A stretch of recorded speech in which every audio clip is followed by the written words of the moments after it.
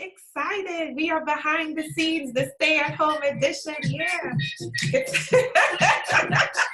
It's here. Okay. All right. Good morning. And thank you to everyone who has joined us. We truly very good. Truly appreciate. You're behind the scenes, the stay-at-home edition. Yeah. Okay, I had to. Okay, sorry, I had to mute my Facebook. I was hearing the echo. Okay, good. So that's muted.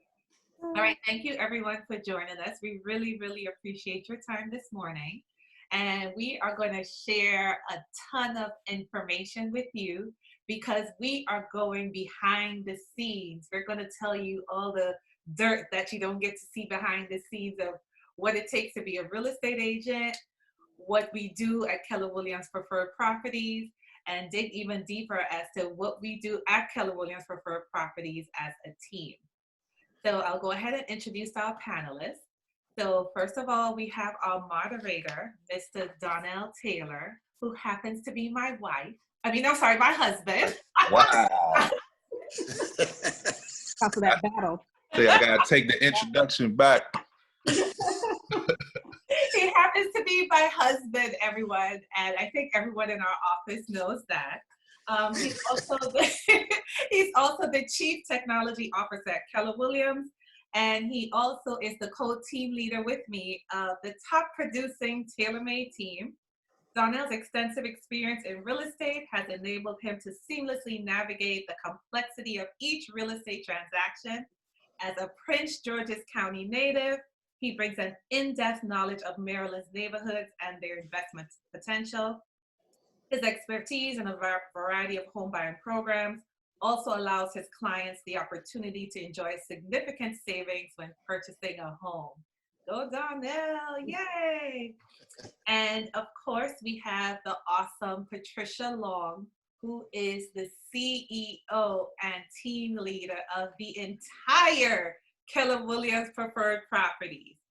Patricia Long is a native Washingtonian and a longtime resident of Fort Washington, Maryland. She is the broker owner of Keller Williams Preferred Properties and has 28 years of real estate experience and has won numerous, you hear that guys, numerous sales and leadership awards. In February 2019, Pat was inducted into the prestigious Keller Williams Realty International Team Leader Hall of Fame. For those of you guys who don't know, that's like winning the Super Bowl in real estate, okay? She enjoys time at home with her husband of 35 years, Clint Long, and visiting her artist daughter, Lindsay Long, in New York. So give it up for Miss Patricia Long. Woo-hoo! Then we have Miss Margaret Davenport, who is the Director of Operations for the TaylorMadeTeam. Originally from New York, she relocated to Washington, D.C. to pursue a career in finance. In 2018, Margaret joined the TaylorMadeTeam with the goal of creating a successful operations support team, enhancing the client experience during the real estate transaction, and empowering agents to build thriving businesses. With a background in taxation and commercial banking, she enjoys helping others and providing excellent client service. Since acquiring her Maryland real estate license in 2018, she has focused on creating systems within the operations department aimed at educating clients and maximizing leverage for the individual team members. Give it up for Margaret Davenport. Woo-hoo! And last and definitely not least, we have Miss Regina Polk, who is the Chief Growth and Development Officer at Keller Williams Preferred Properties. Whoop-de-whoop.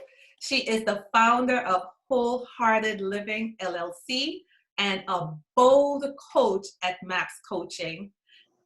For those of you who don't know, being a bold coach is like being the Super Bowl coach winner of real estate, okay? Just have to let them know the type of information we're sharing out here. So you guys have Super Bowl winners on this panel. She is passionate about pouring into real estate professionals and believes our culture is the cornerstone to success at Keller Williams. Since joining Keller Williams in 2014, she has been an advocate for moving agents forward. She credits her success to believing The difference between who you are and who you want to be is what you do. Regina is most known for a high-spirited affection and unconditional support.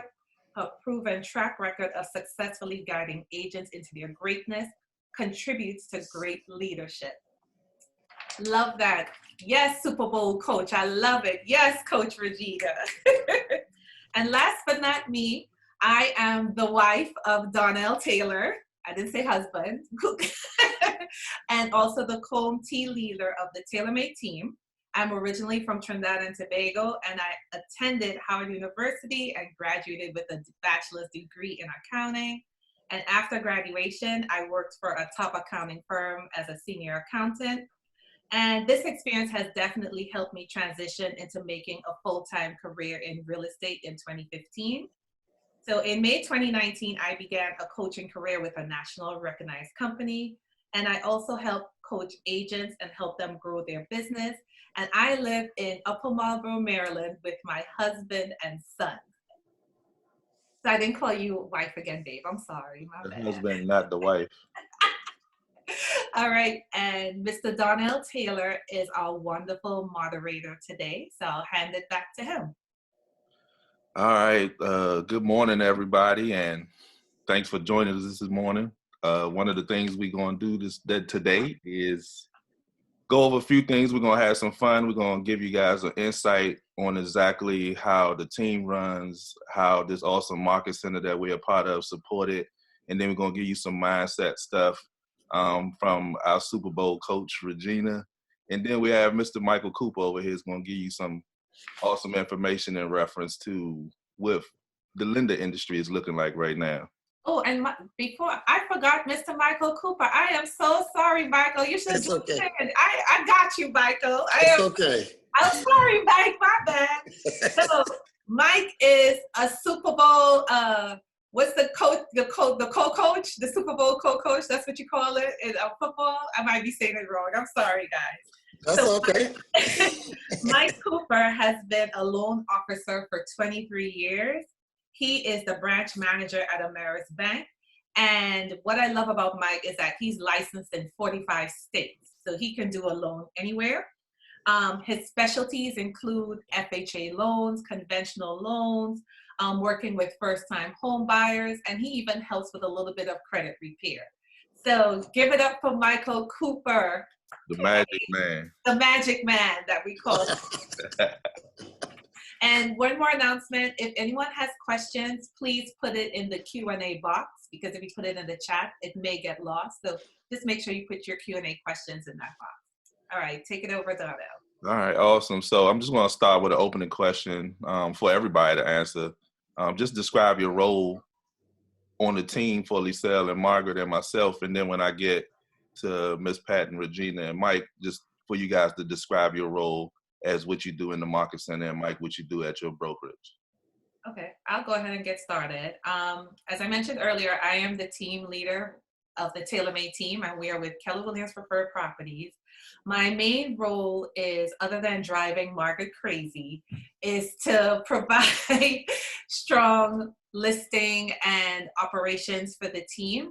So Margaret and I work very closely in that we really focus on growing the listing business, as well as putting in the systems that are necessary to support our team members as they go out and service their clients.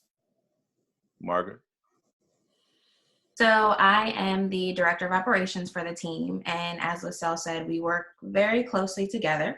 And my role, aside from driving her crazy, is that I try to make sure we're systemizing everything that we do. So trying to make sure we're doing everything at the highest level possible and helping the agents to be able to grow their business.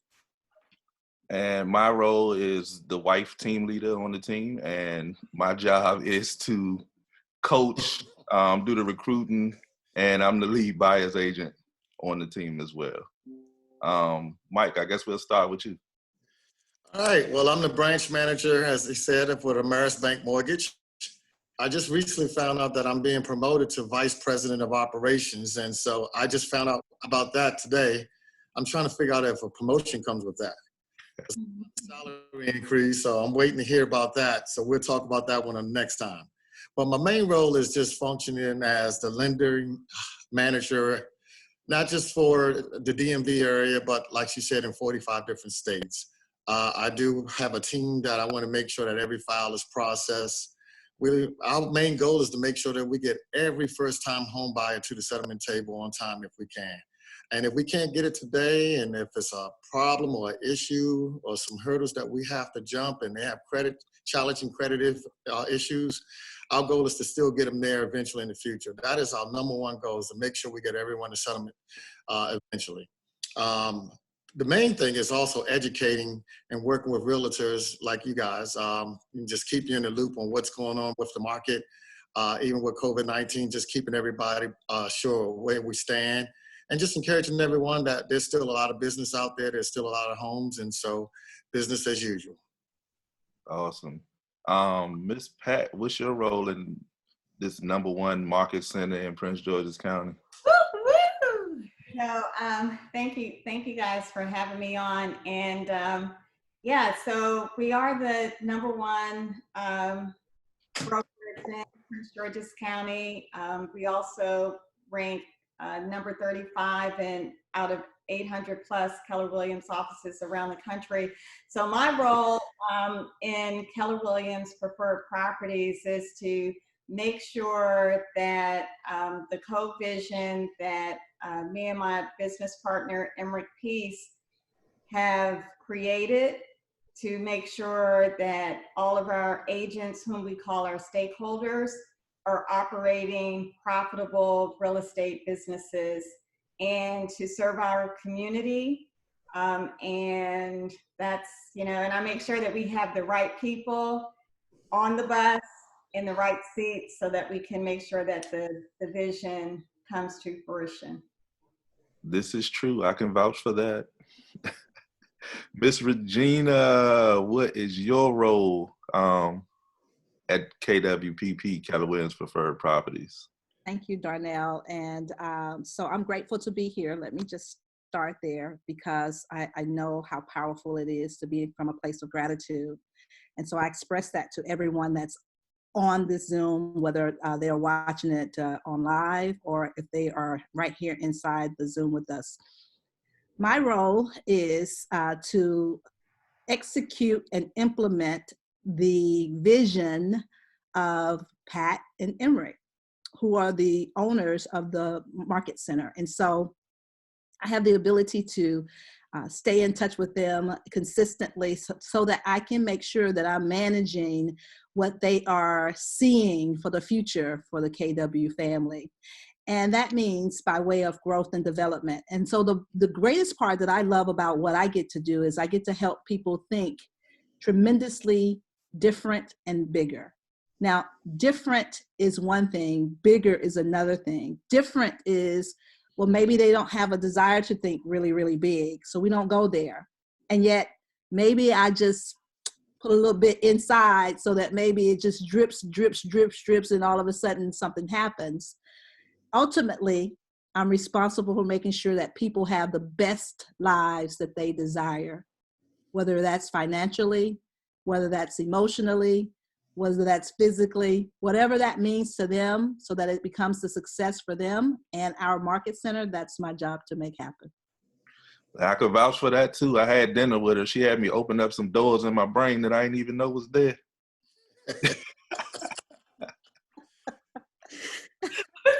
We love you for that. So we're going, huh? Welcome. So we're going to start off with you, Liselle. Just talk a little bit about the history and how the TaylorMade team got started. Of course, and I'll be relying on you to help me because I might forget a couple of things. So that's a great question because a lot of people always come up to me and want to know, how did the TaylorMade team get started?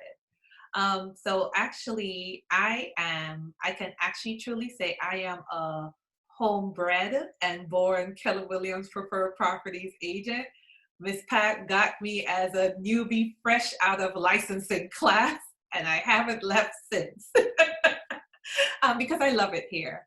So I got my license back in 2012, and I actually really started off having a successful business because I was really intentional in going out there and servicing people. And the main reason I got into real estate is because my husband and I were in the process of selling a house. And he was like, I think this is something you would like doing. And I was like, yeah, okay. So I looked into it, signed up for the class, passed. And I actually really enjoyed meeting people. And I think at that time, I just wanted to learn something new. I had been an accountant for a number of years, and I just wanted to learn something new. So I put myself out there. I went out, met people, put out flyers, knocked on doors, and my business just consistently grew every year. In 2012, I think my first year I did about 2.5 million, to where the team finished up last year at about 20 million in sales, which is awesome. Woohoo! Because I was getting swamped with business. And in that journey, 2014, that's when I met Mike Cooper, who was at Wells Fargo Bank at the time. So Mike is responsible for a lot of those sales guys, just so you know. 2015, I think I was getting bombarded with business. And my husband, I guess did he feel sorry for me, or he just wanted to help me because I was getting slapped? Now, you had a bad hiring thing that you were doing. Yeah, I didn't know. You needed some help. So I said, all right, just hire me. It'd probably be your best hire. And he is correct. I did reach out to other agents for support and wasn't having good experiences with them. Mike can also vouch for that because he was part of that process. So my husband was like, you know what? I can get my license too, and you can hire me. I'll be honest, guys, I was a little bit skeptical because I'm like, do I really want to work with my husband? But he was the best decision I ever made in life and in business. So thank you, husband. I appreciate that. And from there, we just came together and decided, you know what, we're getting all this business. We're not able to service all clients at such a high level that we would like to. So it's really time for us to train other agents and bring them on and teach them what we're doing to service clients at a high level so that they can do the same and help them grow their business as well. That way we can all win together. So that's basically the history of how TaylorMadeTeam got started, from me hiring my husband, which I was skeptical about, to now we're one of the top producing teams in the county. Yeah, and I think what happened and what happens a lot of times too is we was working with a real estate agent. And I was like, she just filling in the blanks. She can do that. And like, that's not what she's doing. You get to figure that out real quick. It's a lot more than that. But a lot of people see it like that. Like, oh, they just filling out a piece of paper and sending it in. But man, is it a whole bunch more to it than that. Mm-hmm. And I will piggyback on that comment because he did set me up. He was like, babe, you could do that. She's filling in the banks, take the class. And what a lot of people don't realize is that the class also bamboozles you, because truth be told, I thought it was only $250 to get your license because that's how much the class cost. And then when I came to Keller Williams, I was like, okay. But it was the best decision ever, and I don't regret it. So. Awesome.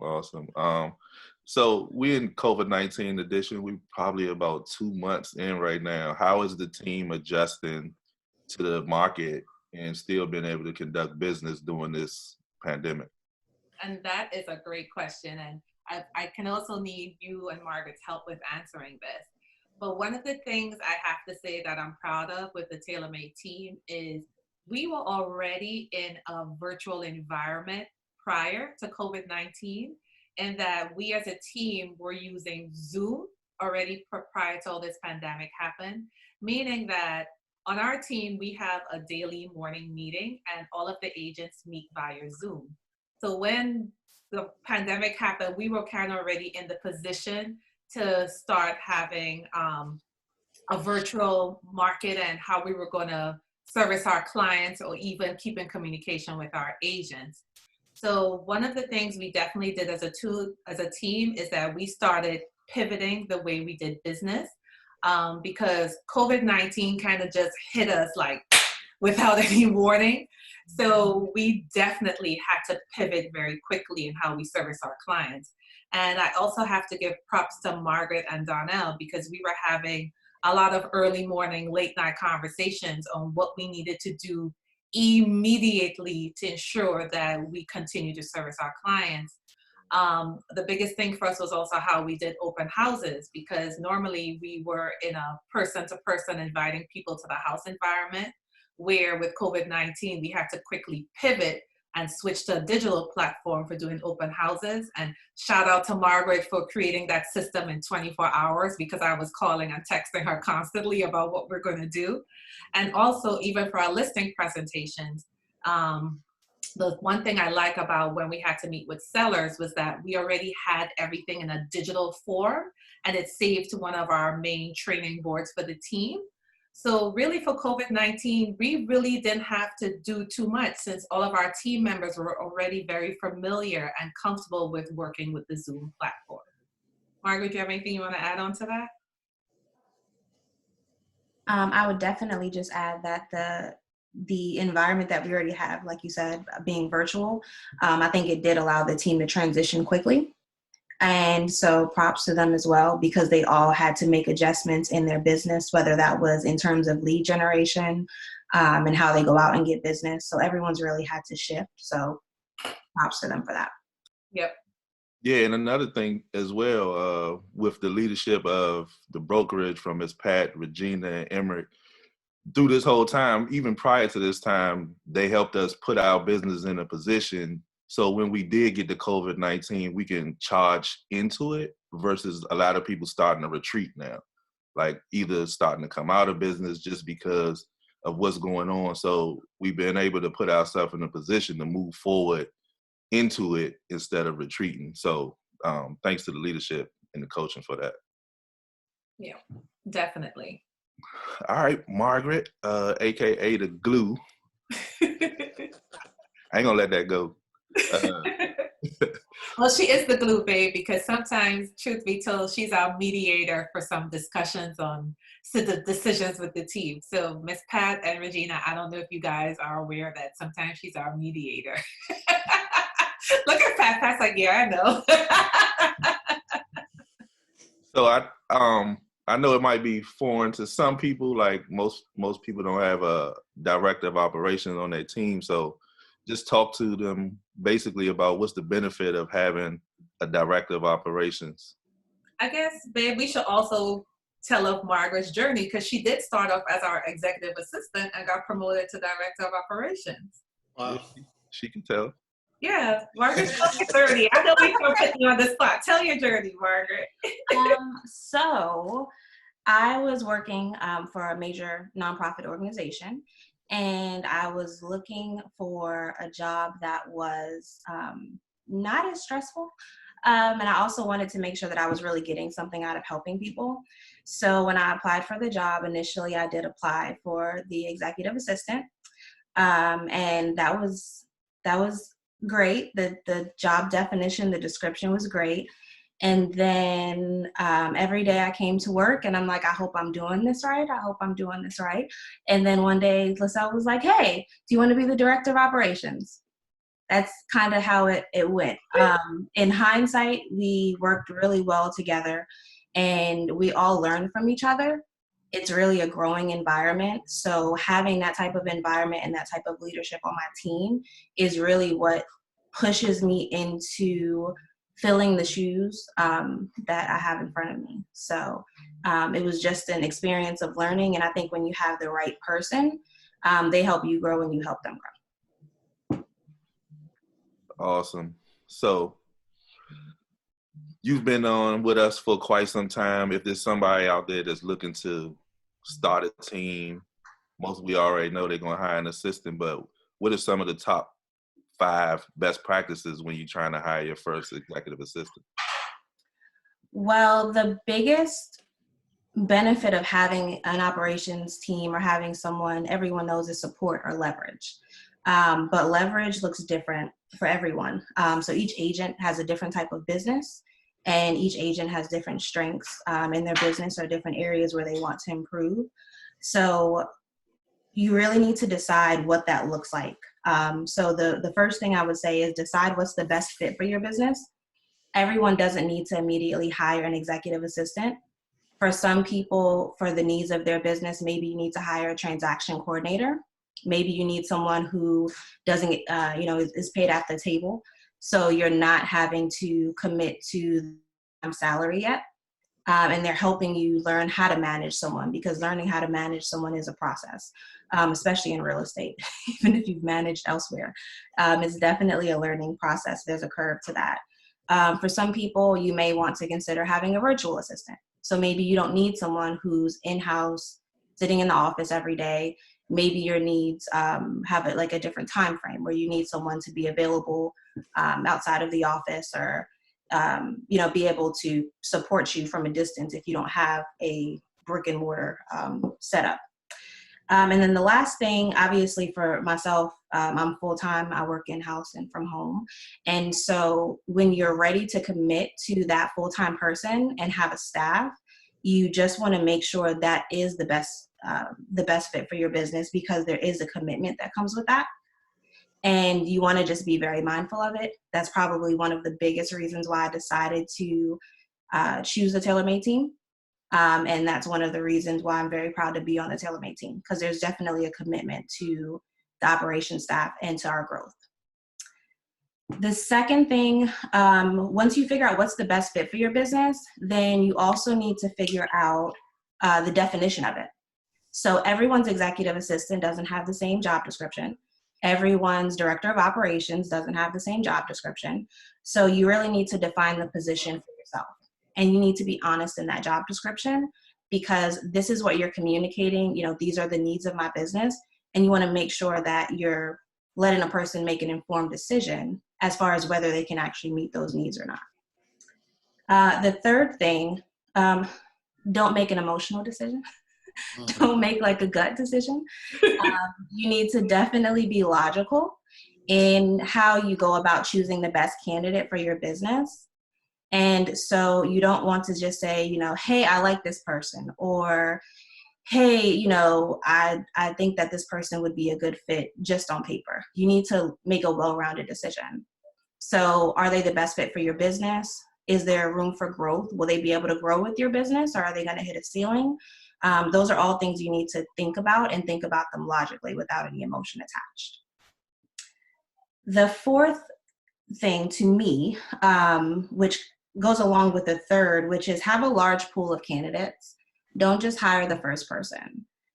Maybe the first person might end up being the person, but don't just go with the first person. Interview various people with various backgrounds, various job experiences from various career fields. Because for me, coming from taxes and teaching and banking, I didn't expect to be in real estate, but I can say that at this point, I feel like I've found my place, or where I'm supposed to be, without, I wouldn't have even probably applied for the job, except just almost dumb luck, in my opinion, because I think I actually applied for the team before and I didn't get selected, but I won't mention that. But the shade is coming. But you do want to have a large pool, because you don't just want to just pull a person. It's not worth your time or theirs. And have a pipeline. So maybe you have a second, third, fourth person. That would be great. But you just feel like someone else is kind of at the head of the head of the race. Then you definitely want to have a pipeline, because every assistant doesn't work out.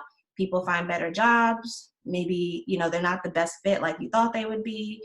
Anything can happen. So have a pipeline. Don't leave your business open to where you lose someone or have to get rid of someone and then you have no one. And that puts you in a bad spot as a team leader or as an agent.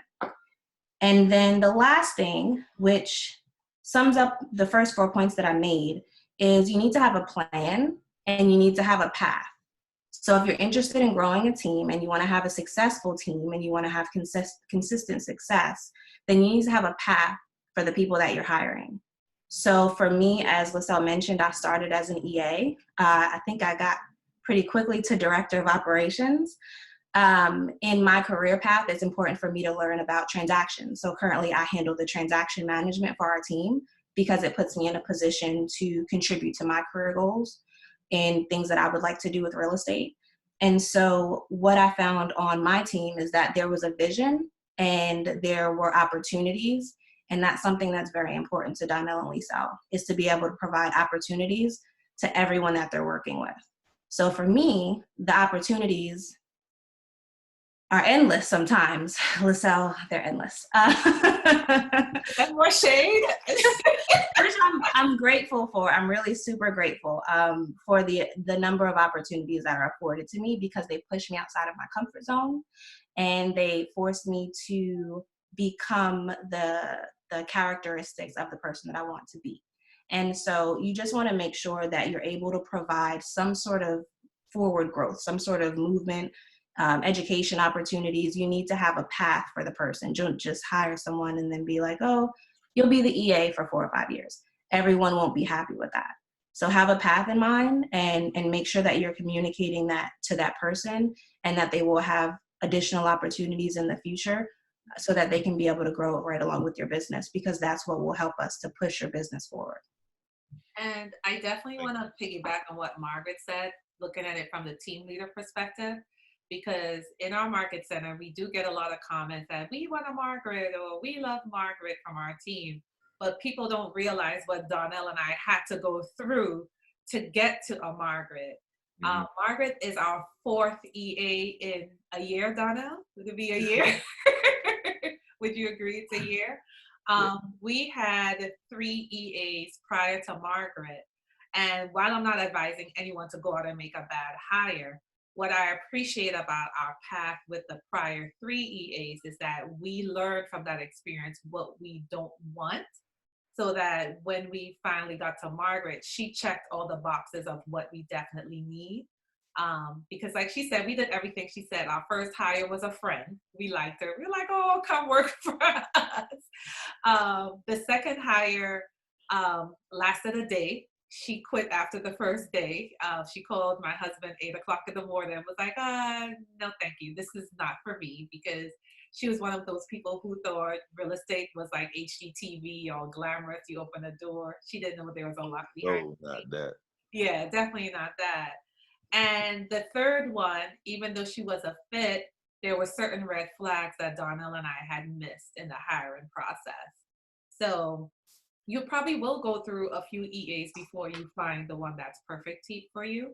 But I will say I'm super grateful for that journey of the 4th EA. I'll call it the 4th EA, because it forced me to really take a look and do things differently in my hiring process. Yeah, and one of the things from a leadership perspective and also running the team, growth is usually gradually and then suddenly. So the big word is anticipation. You always got to be anticipating where you're going to be. Like, you can't just say, all right, I'm going to hire EA and we're going to do this and we just going to stay here. You always got to be looking at the next step. Like, where are we going? If we get there, what positions I'm going to need to put in place. So definitely don't get stagnant. Always be anticipating your next move so that you can make the move before the position get there. And one last point that she brought up with the hiring a transaction coordinator first. Donnell and I did start off with a transaction coordinator. We had a transaction coordinator for 2 years before we committed to a full-time EA, because once again, Donnell and I wanted to ensure that we had everything that's in place to support an EA. Because for me, and I've shared this with Margaret and many people, that I know this person that I'm hiring is depending on me for their livelihood, to take care of their child, their husband, pay bills, pay their mortgage. So that's a decision that we definitely did not take lightly. I did have some panic attacks before hiring my first EA, I'll be honest with you, because in my previous jobs, I always could depend on my paycheck so I could take care of my family. So I want to ensure that I did the same for whoever I'm hiring as a full-time person. So just some clarity around my thought process. And I think that's why Margaret appreciates it. So. Yeah, for sure. Thanks for that. Mm-hmm. Next up is Miss Pat, our local Oprah. Super Bowl winner. Yes. So, Miss Pat, my first question for you, you operate in a super large market center with just under 600 people, and you got this team with roughly 12, 13 people on it, operating at about 20 million. How does the market center help support a creation of something like that? Yeah, so I would say that the first thing that we do, and something that drew Emmerich to even contemplate a Keller Williams franchise opportunity, is the millionaire real estate agent model that Gary Keller created, and it's now become kind of the Bible of real estate, regardless as to your affiliation.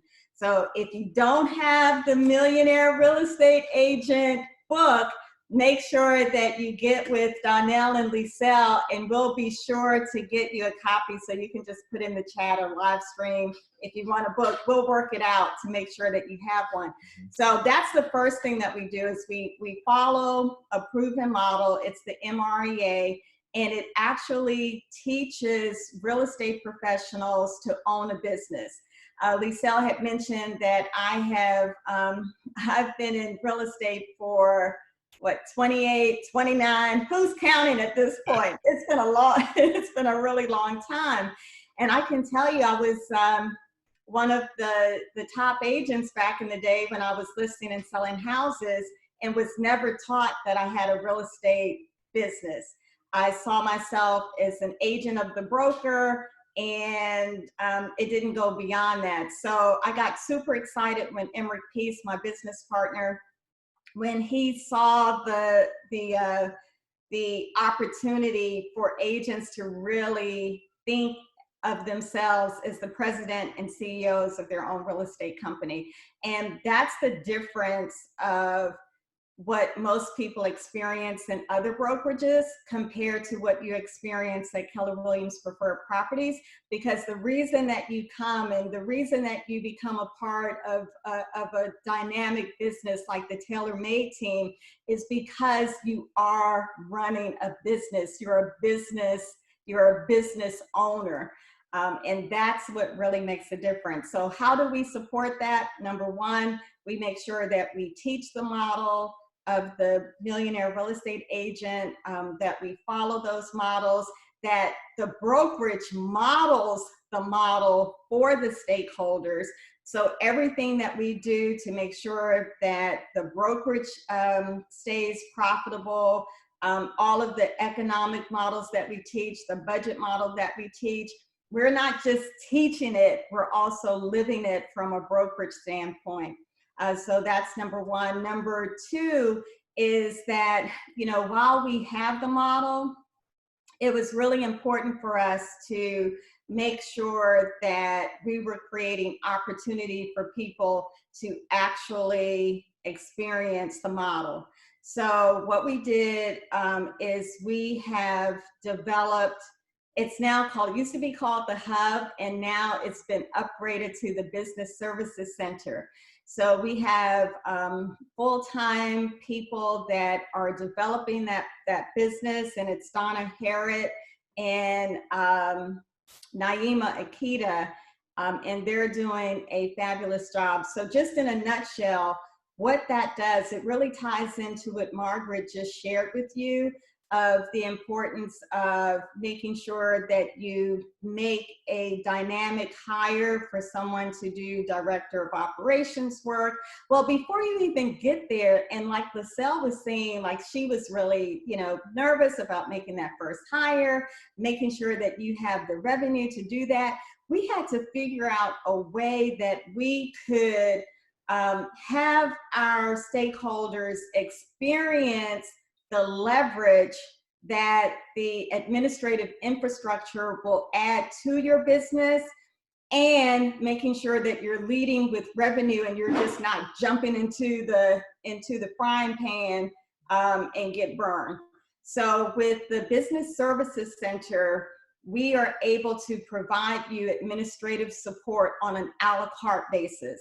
So whether that's for your database management needs that would generally fall within your first administrative hires task list, whether it is making sure that your budget is being run properly, like all of these things that you would have in your administrative support, you're now able, through our Business Services Center, you'll be able to have these services on an a la carte as you build up your production, build up your revenue so that you can then make the full-time hires.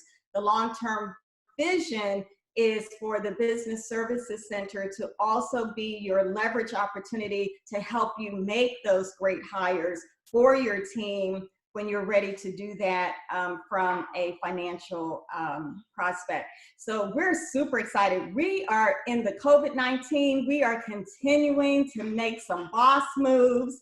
And believe me, we are not resting on, this is not a snow day, this is not vacation, this is the go hard or go, oh, stay home, y'all stay home. Spoken like a true Super Bowl coach, right? Right. And that's awesome, because I think with the change in times, like when we first got into real estate, it was nothing like that to support you. You kind of had to figure it all out. But when you get with a broker is that's putting things in place that help you be successful from the day that you start, that makes a big difference. Second question for you, the COVID-19 and having a physical market center in the Prince George's County area, what did the market center do to pivot from having a physical market center to a virtual market center to still be able to support the amount of agents that you have in your market center?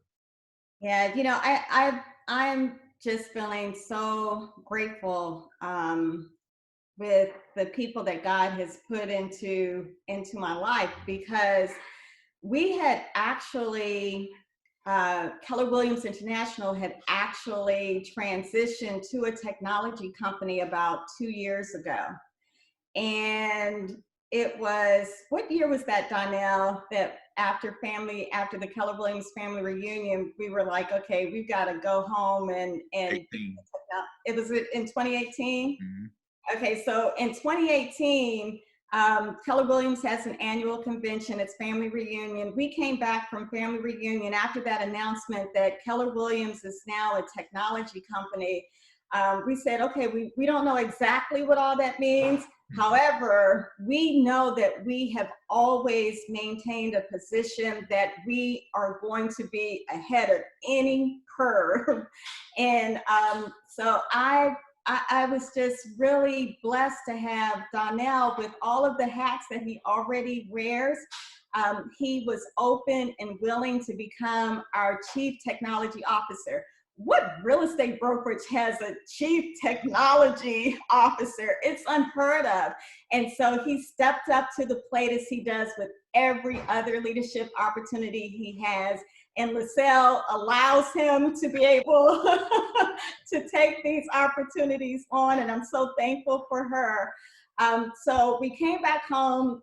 Donnell became our Chief Technology Officer. We have another really dynamic person that started out at our front desk. So when Margaret talks about when people come into your life, it is incumbent upon you to make sure that you are providing vast opportunities for growth. Nobody wants to be sitting in the same spot day after day, year after year. So Jack started out at our front desk, had absolutely nailed it. And it was absolutely time for him to get his next opportunity. We did the career visioning, that's part of our hiring process, and he scored really high in technology. If any of you are wondering about what position might I best fit, have Donnell and Liselle send you what's called the KPA, that's the Keller Personality Assessment, and it will give a really great in-depth report of where your sweet spots are. Not saying that you can't adapt to any role that you choose to. However, this will give you a really great basis. We're able to offer you that at no charge. So again, you can just put into the chat, if you're on Facebook Live, make sure that you ask Donnell and Liselle for a KPA. So anyway, we promoted Jack from the front desk to be the, he's the Assistant Chief Technology Officer. And so I'm getting to the point. The point is, we already figured out that we needed a technology department that was running at a high level. We didn't know it would include a quick pivot because of any global pandemic.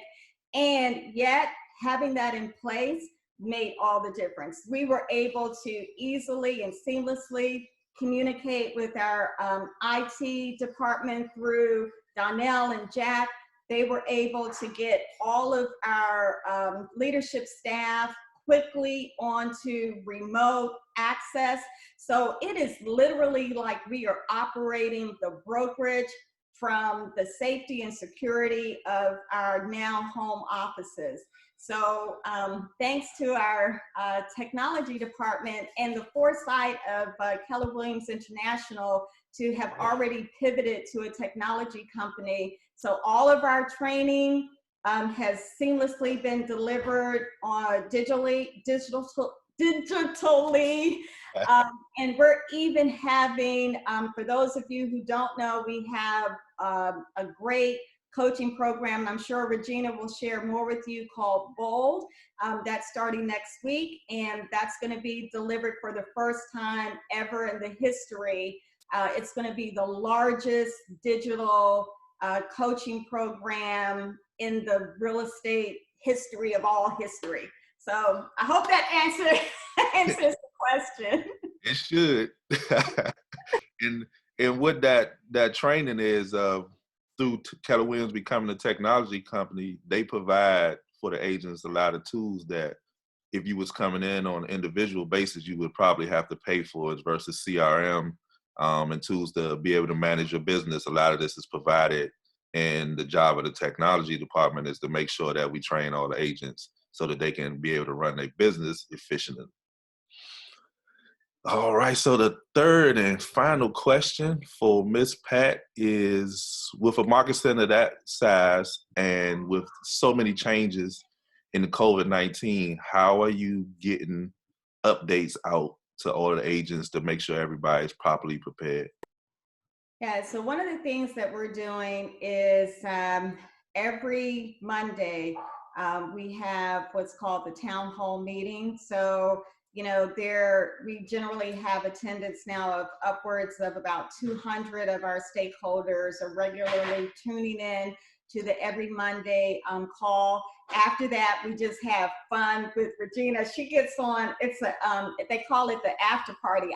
I'm gonna tell y'all, I have to log off after, because, you know, I don't know, they get a little wild. It gets interesting. They have a lot of fun. So we do that. And then I'm gonna tell you guys, one of the things with Keller Williams, we are God, family, relationships, and then business. So Regina implemented a early morning prayer line. And so we have a lot of prayer warriors that get on for intercessory prayer in the morning. One of our stakeholders, Jeanette Spicer, who is the chair of our Associate Leadership Council, she's a yoga instructor in addition to her really dynamic business with her partner, Wanda Hamilton. She does every day, Monday through Friday, she does a yoga session. Our OP, Emmerich Peace, every Thursday, he does just a mind-blowing session on different topics. This past Thursday, he did it on the Millionaire Real Estate Agent 24 topics.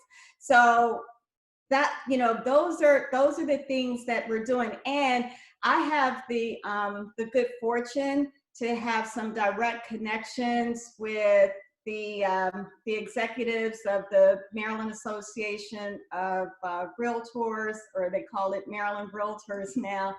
And so I've been invited on, you know, some special broker summit meetings to help navigate all of the membership through COVID-19. So I'm really abreast and stay on top of all of the information. I was able to give our stakeholders information on all of the COVID-19 resources for relief for them. So I'm just really happy that I'm able to get all this information and then deliver it into some layman terms so that our stakeholders have some tactical things that they can apply right away. Because that's what this time is is about right now. It's really not so much about strategy. It's about tactical. It's about what can I do right now, today? What action can I take that will move the needle? Awesome. And we appreciate you for that. And that is how you get in the Hall of Fame.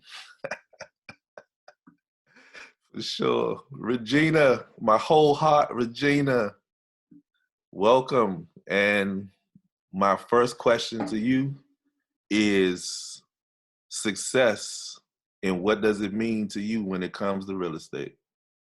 Yeah, I think that that question is probably the most powerful question that anyone would ever consider being a part of the real estate profession would have to start with, what does success really mean to you? Because as you can hear just from everyone else that's sharing this morning, there are a lot of possibilities, and it's unlimited, and you're constantly growing. And so you have to have a mindset of abundance and what that looks like. I love when Margaret was saying, I get challenged and I get, I'm nudged into another opportunity and they load me up with that. That load up is the thing that creates the awareness of what the real possibilities are. Everybody's had a different profession, most of us at least, if not all, because the only time someone has this as a profession where they grew up in it and they chose to continue to be a part of that. Most of the people who grow up in real estate as parents, I know my kids who are adults right now, they would have nothing to do with this, no matter how abundantly they see this thing being. They're like, no, I'm out. I'd rather do ABC. So you got to let people find out what success really means to them in order for them to appreciate what we have in this real estate profession, because truly it is phenomenal, and it matters small package and or large package.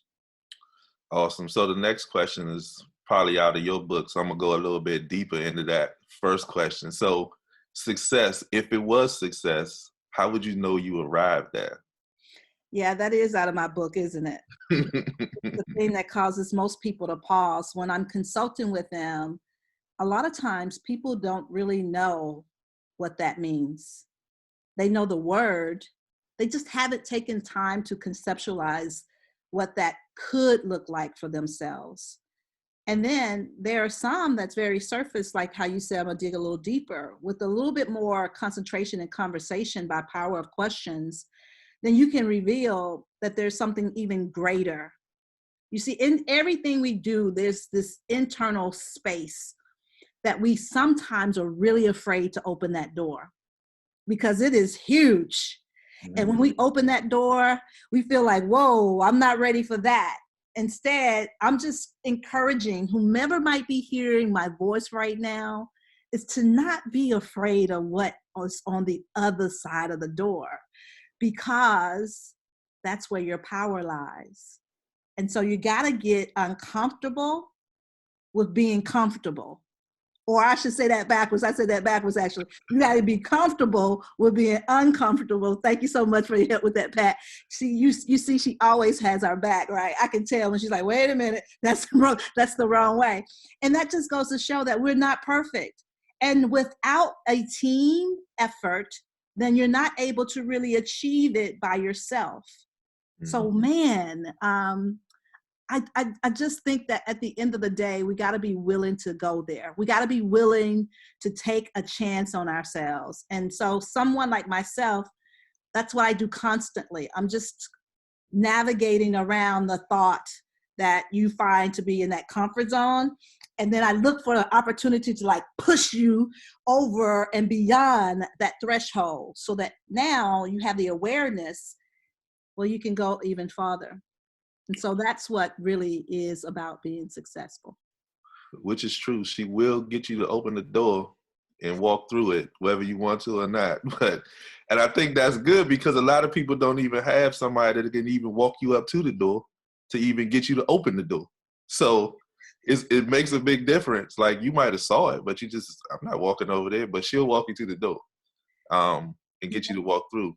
You know what, Donnell, before you just wrap me up, I just got to share this thought because I think most times people believe that what we see in them today is who they've always been. And so my gift comes from someone doing the very same thing for me. I was a small thinker at one point in my life. In fact, I didn't even really know how to think. You follow what I'm saying? Like, I grew up in a place that didn't promote thinking. In fact, it promoted, be quiet, sit down, get over there, don't embarrass me, and I love you. That's why I love people so hard, because I had strict discipline that was wrapped up in a warm hug and said, I love you, I love you, I love you. So I learned to love people without reason. So my point in saying that is that no matter who you are, well, you still have that opportunity. You just got to have someone to support you and guide you into a new way of thinking, because your past it creates the pathway to your opportunity for success, as long as you're willing to go beyond your past. And that's for sure, which is, we appreciate you for sure. And with your position in growth and development, running the growth and development department, how does that benefit an agent that comes into Keller Williams Preferred Properties? Well, I think for the most part, as someone like LaSalle said earlier, she came into it, she was proficient in her business, and then all of a sudden she's doing something else, has no real concept on what that looks like. So we partner with individuals that come in and we guide them following the Millionaire Real Estate Agent book, the models of such. And like Pat mentioned earlier, we have to become the model to model, because then they have an opportunity to see how we operate, and then we pour that into them so that they can go out and operate. And it is uncomfortable from the beginning. That's why I always talk about, listen, we don't have time not to trust each other. We got to trust each other right now, right? Because I will never tell you anything that's going to cause you harm. And so if you're ready, then we can say ready, set, go. Here's the first step. Go do it. Come back. Here's the second step. Go do it. Come back. Here's the third. And then before long, you realize it's like riding a bike as a kid. You have training wheels on. And then you're like, move, daddy, move, mommy. I can do this myself. And before you know it, then all of a sudden you're riding the bike by yourself. And so it's the same thing when it comes down to real estate. We just help you navigate, chunk it down so that you're not really focusing on the big picture. You're just focusing on what's the first phase of success, and then move to the second and beyond. Awesome. And my last thing for you is, we got this awesome thing coming up next week, Bold Pivot. So can you just elaborate a little bit on that for everybody else? Yeah. Okay. So the thing that I love about what Bold is, Bold represents business objective, a life by design. So Pat mentioned earlier that, she didn't even realize she was like running a business. What she knew was she was working for a broker, and she was an agent in the profession, not really thinking from a mindset of, I'm an entrepreneur and this business belongs to me. Well, Bold, as a business objective life by design concept, it just allows you to design the life that you desire. And it can be small, that grows into large and beyond, because then you start thinking, okay, at this level, I'm just thinking about me as the entrepreneur. And then as I grow and have this opportunity for wealth and abundance, how do I give back to that? How do I design this perfect life that when I leave this place, my legacy, whatever you choose is for that to be, whatever that is, how do I leave it behind? What am I instilling in others that for generations, they will know my name? And it's powerful. I think about the time where you go into a hospital and you see a wing. And I'm just sharing my thought, right? I was like, how powerful it is. I had 2 preemie babies.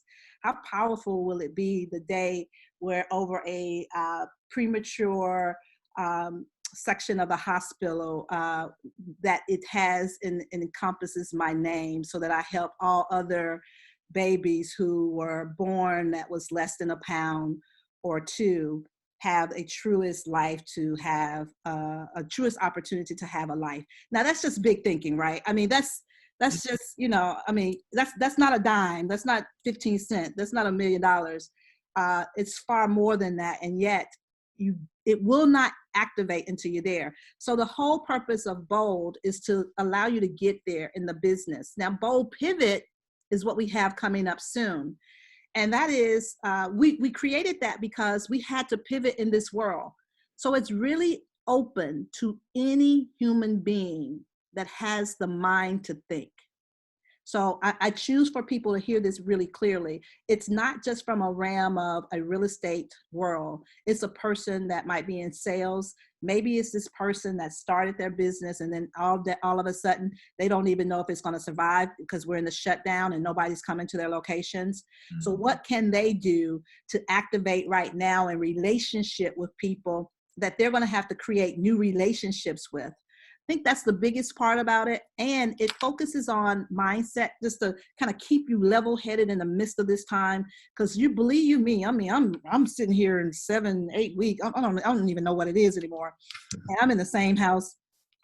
And I look at myself sometimes and I'm like, okay, can you find somebody else to look at? So these moments like this is so powerful, right? Because the truth is, we can go up mentally and we can go down mentally, and we got to have someone to help us, to inspire us to become a better person, even in the midst of something that's really, really dark and grim, because there is a reason for it all. And what role do you intend to play as a part of the reason is the question that I would ask. So this thing that normally is, you know, you invest $800 roughly, $799, that's $800 to me. The leaders of this program said, you know what, we'd like to give back because that's our culture. Our culture is come from contribution, help others. And so they priced it at $99. It's digital. It's 4 days a week. 2 of them are optional. And you get into a live stream that will allow you to just have the presence to stay active instead of, you know, I'm about 2 minutes away from getting on this sofa. I don't know what time we getting done. What time we getting done? We'll be done at 1. Okay, so I'm a few minutes away from getting on the sofa, right? And so many of us in our jobs, we just choose to get on the sofa instead of really activating what we could do in our power based on what we have available. And so I just encourage you all, if you're really, really curious about it, get with just Lizelle and Danelle, Margaret, and just find out how do I be a part of this phenomenon, because it's never happened before. It is huge right now. We're trending right under 30,000. I imagine we'll have 35, 40,000 people before Tuesday in a live stream that you have powerful presenters that are motivating and inspirating. And is that a word? I don't know. They create inspiration. Thank you. Okay. All right. They create inspiration for you, and they allow you to just find a different place in your mindset. And so I encourage you to go there. And we can provide the link. And I know Donnell has it. So whatever you all need in me and require of me, I am right here. I'm not leaving until you turn this thing off. Okay. So thank you so much. I guess that's it, Donnell. Yeah, thank you. We appreciate you for that. So definitely, if anybody want to be a part of that, join in the room and have somebody walk you to that door. Regina, what you just shared was so powerful, and I hope people that are attending can really feel, because I felt it. It hit me in my chest right now. I felt it. So thank you for that. Yeah. I don't know what it was. I can tell you this, though. Half of the time, I don't even know what's coming out of my mouth. And I mean that in the purest form. I mean that I ask God every day to give me the words. He is my guiding light, you know, and I know that each of you all, you represent being a beacon in one way or the other. And so sometimes y'all ask me to repeat it and I'm like, can't tell you what it was. I'm sorry, I don't know. So I thank you for paying attention to that and receiving the words that I shared. Thank you. We appreciate you. Yep, brother. All right, Mr. Cooper, the miracle man himself. I worked with Mike for quite some years, and Mike been able to do some things that I didn't even know was possible, but that's why we keep him around, and Mike just get it done, like, with no question. So Mike, just tell a little bit about, you know, since we've been partnering with you for so long, like what kind of leverage or how can you help real estate agents get to where they're trying to get to in their business? Oh man, that's the perfect question. First of all, I'm gonna help my whole team by having us join on one of Regina's training sessions. Good Lord, geez. I took notes from everybody. I just had to just tell all of y'all that. We're right now. I probably never wrote this much before in my life. And Mike, I'm not a writer. At and least Mike, I will tell you. and Mike, it's open to loan officers too, not just. Hey, I'm about to switch up when I send my $99. So. But anyway, how I can help, what we've done is with my team and everyone, is that when we started hearing about COVID, we just started saying, hey, I got to renew everyone's mind. We had to change the mindset in this culture because a lot of these folks haven't been around in this business as long as I have. I went through the meltdown in 2007 and 2008. I've been in the business since the 90s, so I've seen a lot of highs and lows. The thing is, we had to change the mindset. And so what we did was, the first thing I did March 1st is I set a crazy goal. And I said, well, look, whatever our goal was this month, we just doubled it. And I increased it. And they said, you're crazy. And I said, yeah, I might be right. But just like Regina said, I had to get everybody to start being comfortable with being uncomfortable. I had to push them. And it's so funny you said that because I coach basketball, and that's my favorite line for my son. So the thing is that we had to get everybody on the same page. We went to upper management and we started changing guidelines. Now, what we've been doing is we started something called an OK to proceed, which basically means we start working on the file before we even get a contract to get it through underwriting to get it approved.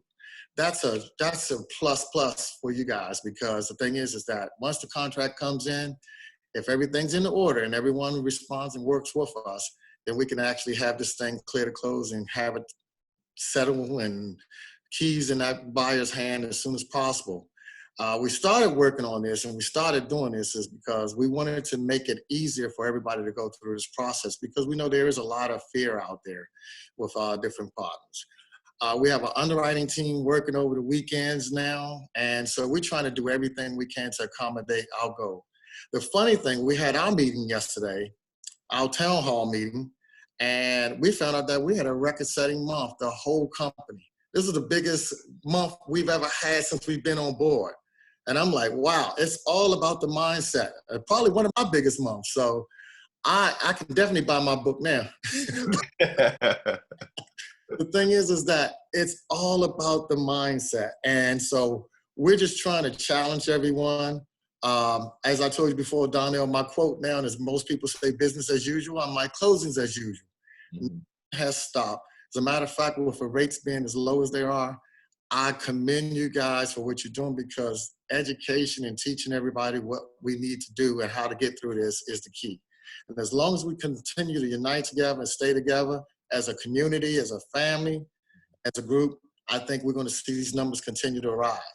And I love what Patricia said, you know, either go hard, or she said, go stay home. It's hard for me to get used to that one, though, because I'm used to saying go hard or go home. You understand? But the thing is that that's the mentality, that's the mindset that we have to have. So I'm telling you, I had wrote down, I had already prepared what I was going to say earlier. I threw that thing away. That's in the recycling bin. I wrote my notes. I'm ready on another mission now. I'm ready for your next question, Donnell.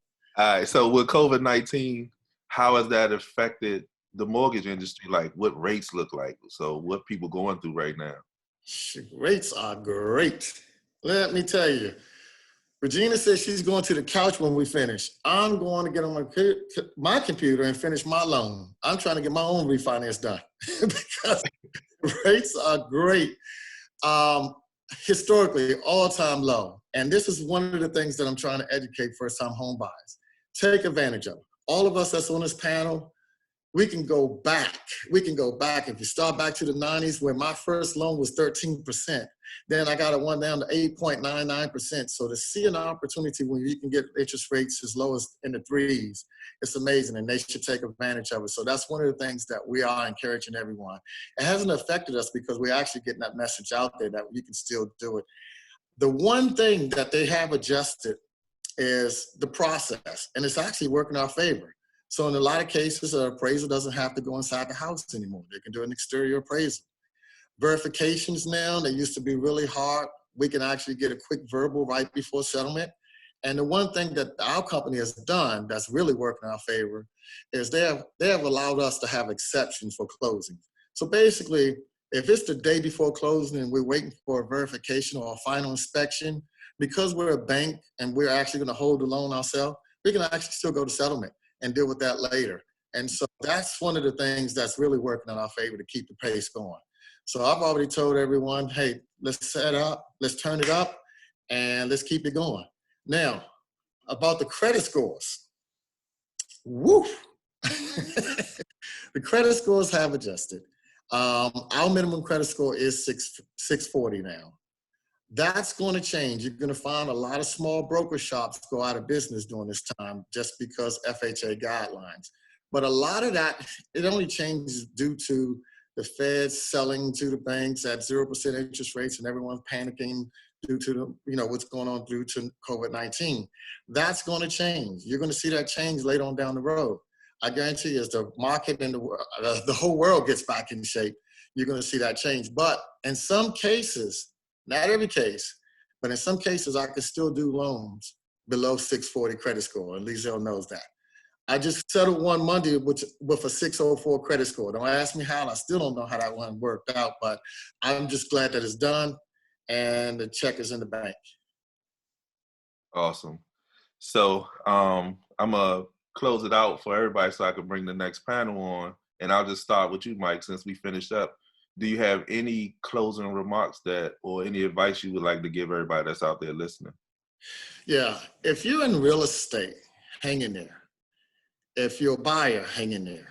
I know this is going to sound simple, but I'm just a big fan of never giving up. I think some of the advice that was shared today was really key.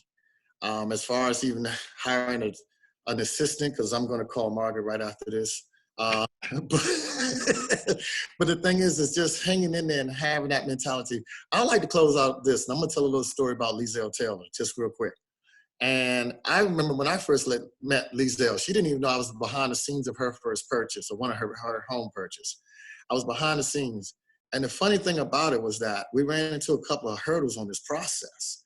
And make a long story short, I had hair then too. So I lost my hair on her deal. Oh, excuse me.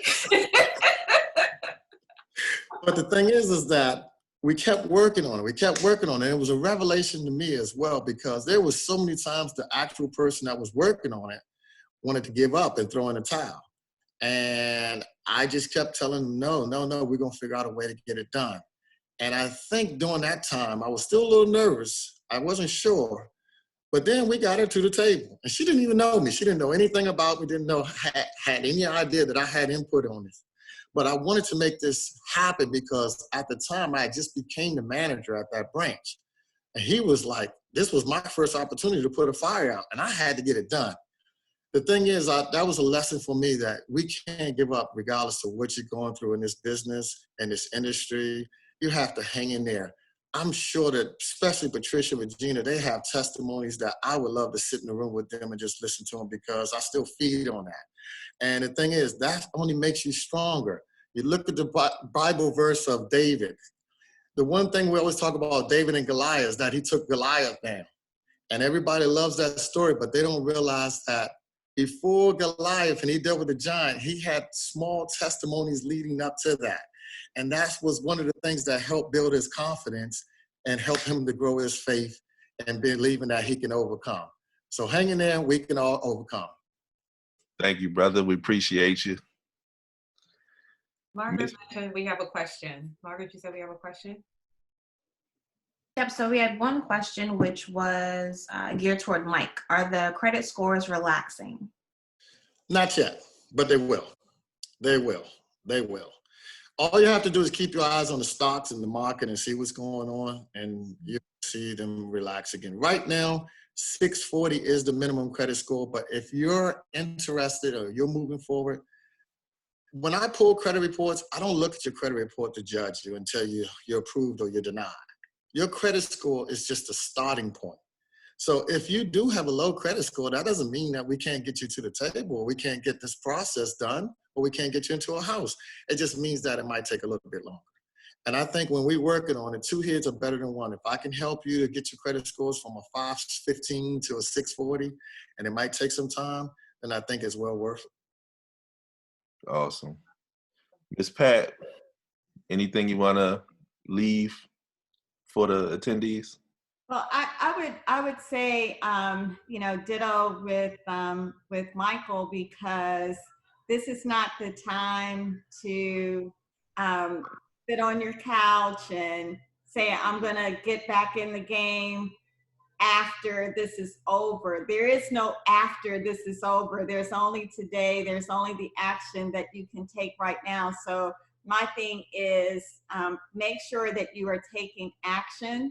And, you know, like Mike was saying, it's those small steps every day. You don't have to take the big giant leap, just the small steps every day. So we've already outlined a lot of action items that you can take today. You can definitely, you know, take the step to contact Liselle, Donnell, and Margaret for any of your questions about how to run a real estate team. If you're interested on being a member of a dynamic team, they're certainly here for you.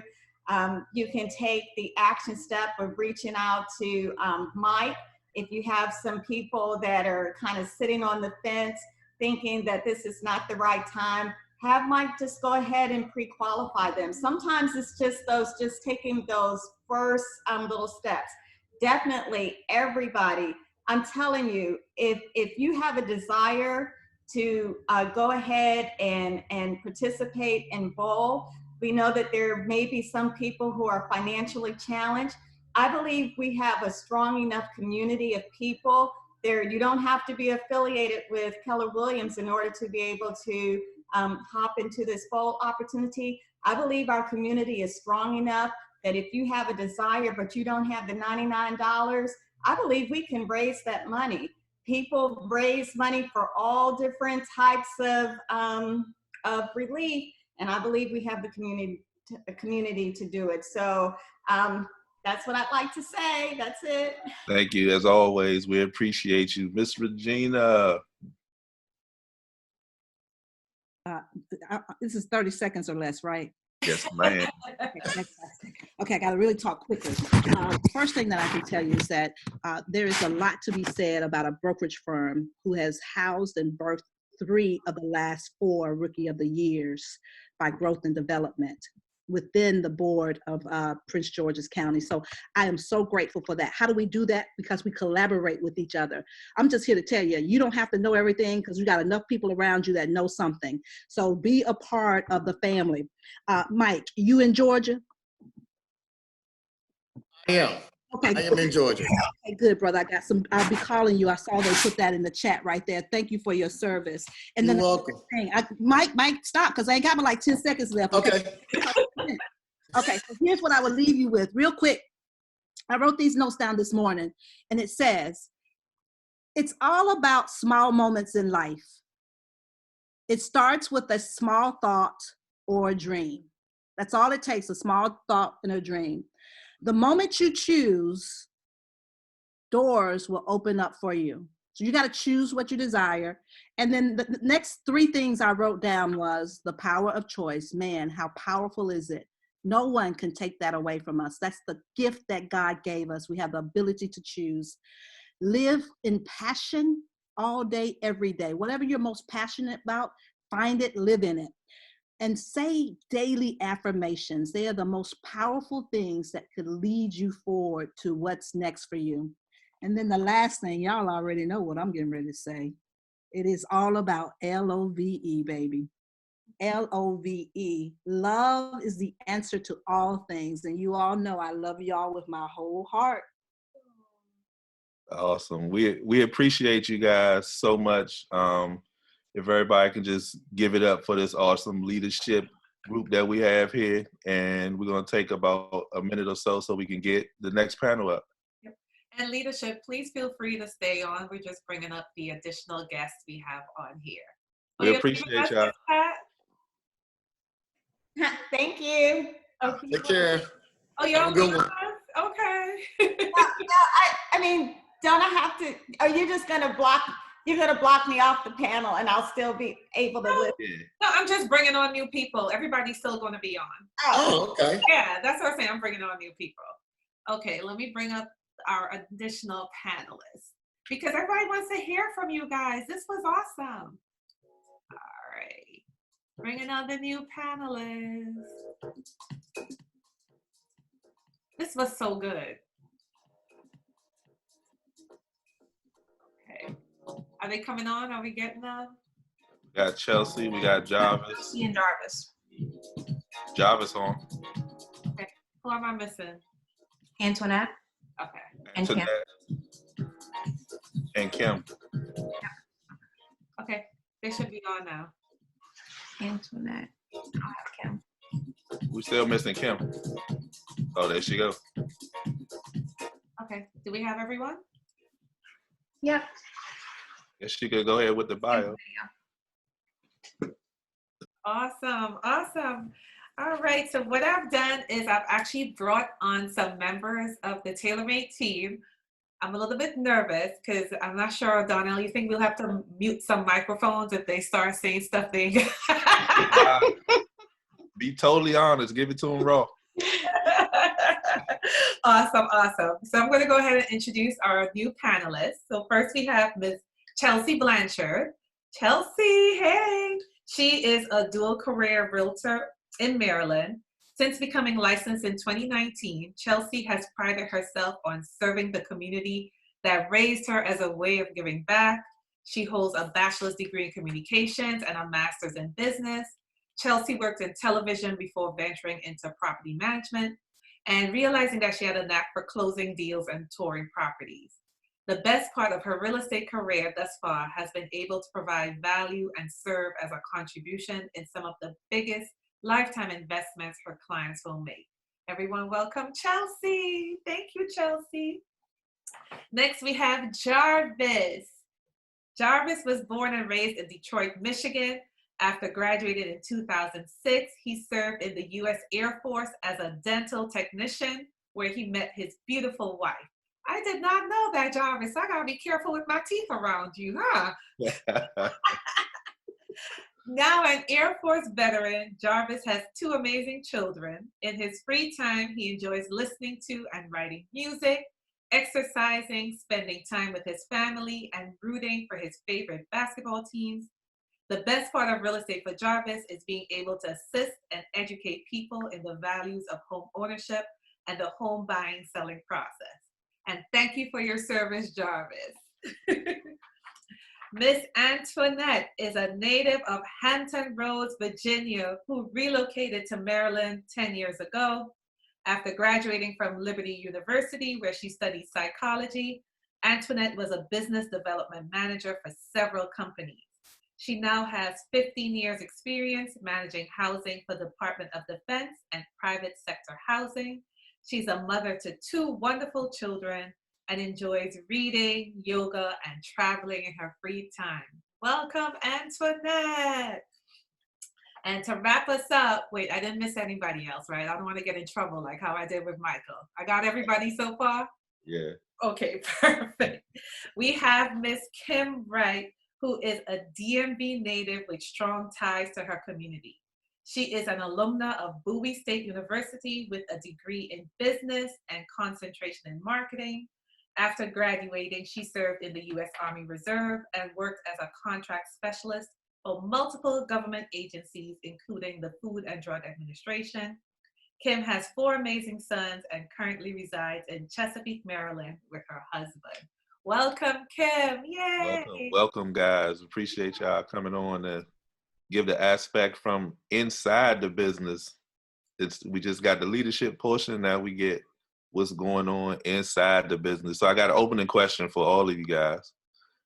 Just speaking to anybody else that's out there, what advice would you give an agent that's either thinking about joining the team, or what would be some of the motivating factors that they would need to consider if that was the case? We'll start with Chelsea. And just before they start, I have the mute on ready, guys, just so you knew. Hey guys, thank you for the introduction. Personally, I would say the biggest thing will be to step out on faith. And that's basically what I had to do. Not realizing how many other aspects there were to real estate.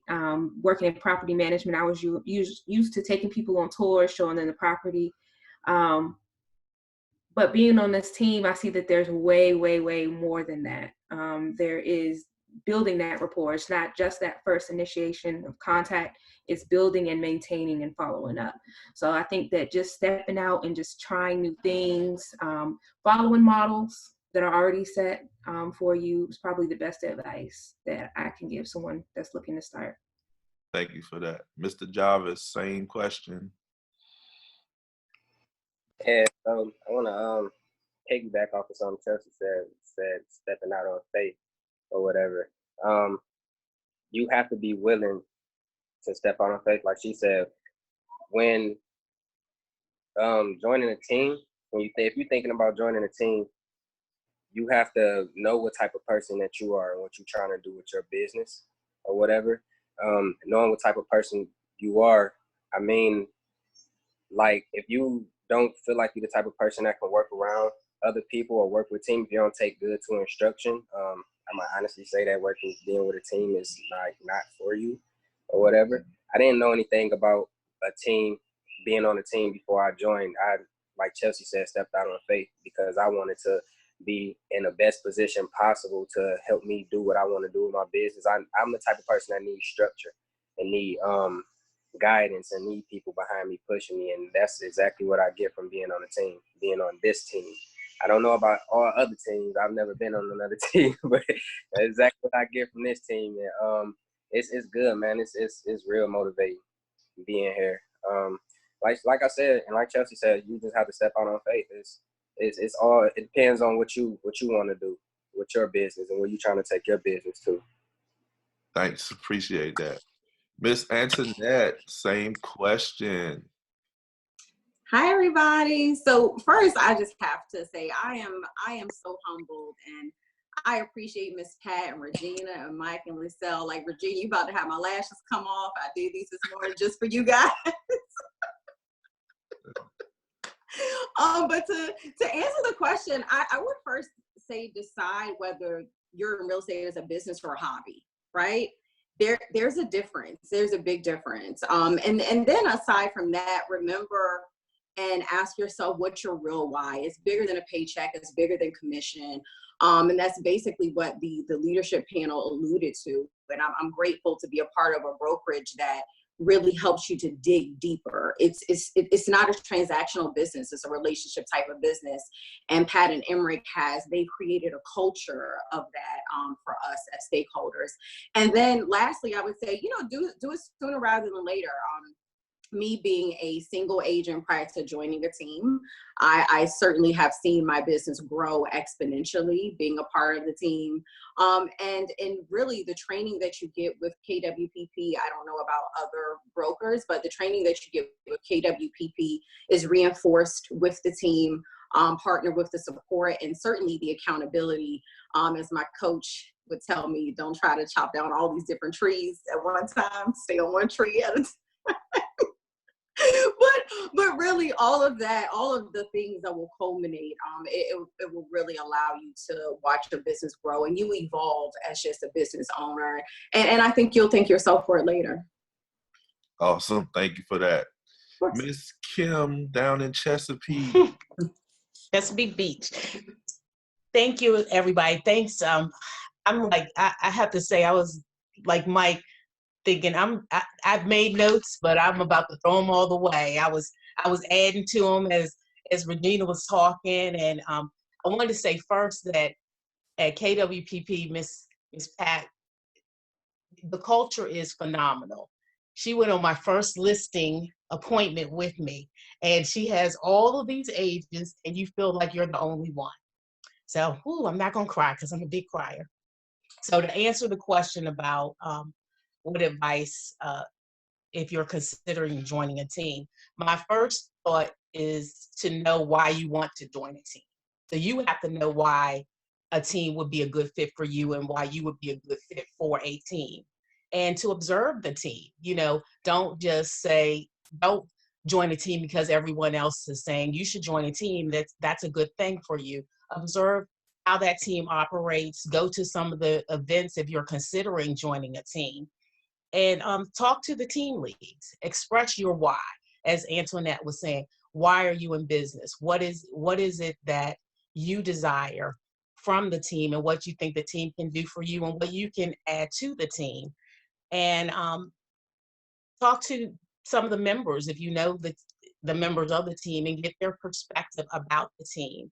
And really take advantage of your probationary period. They're observing you, and you're seeing how you fit in the team. Is it fitting to your idea of what you have for your business?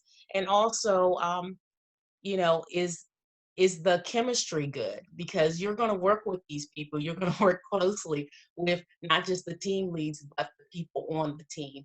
So that would be my advice to anyone who's thinking about joining the team. Awesome. We appreciate you for that.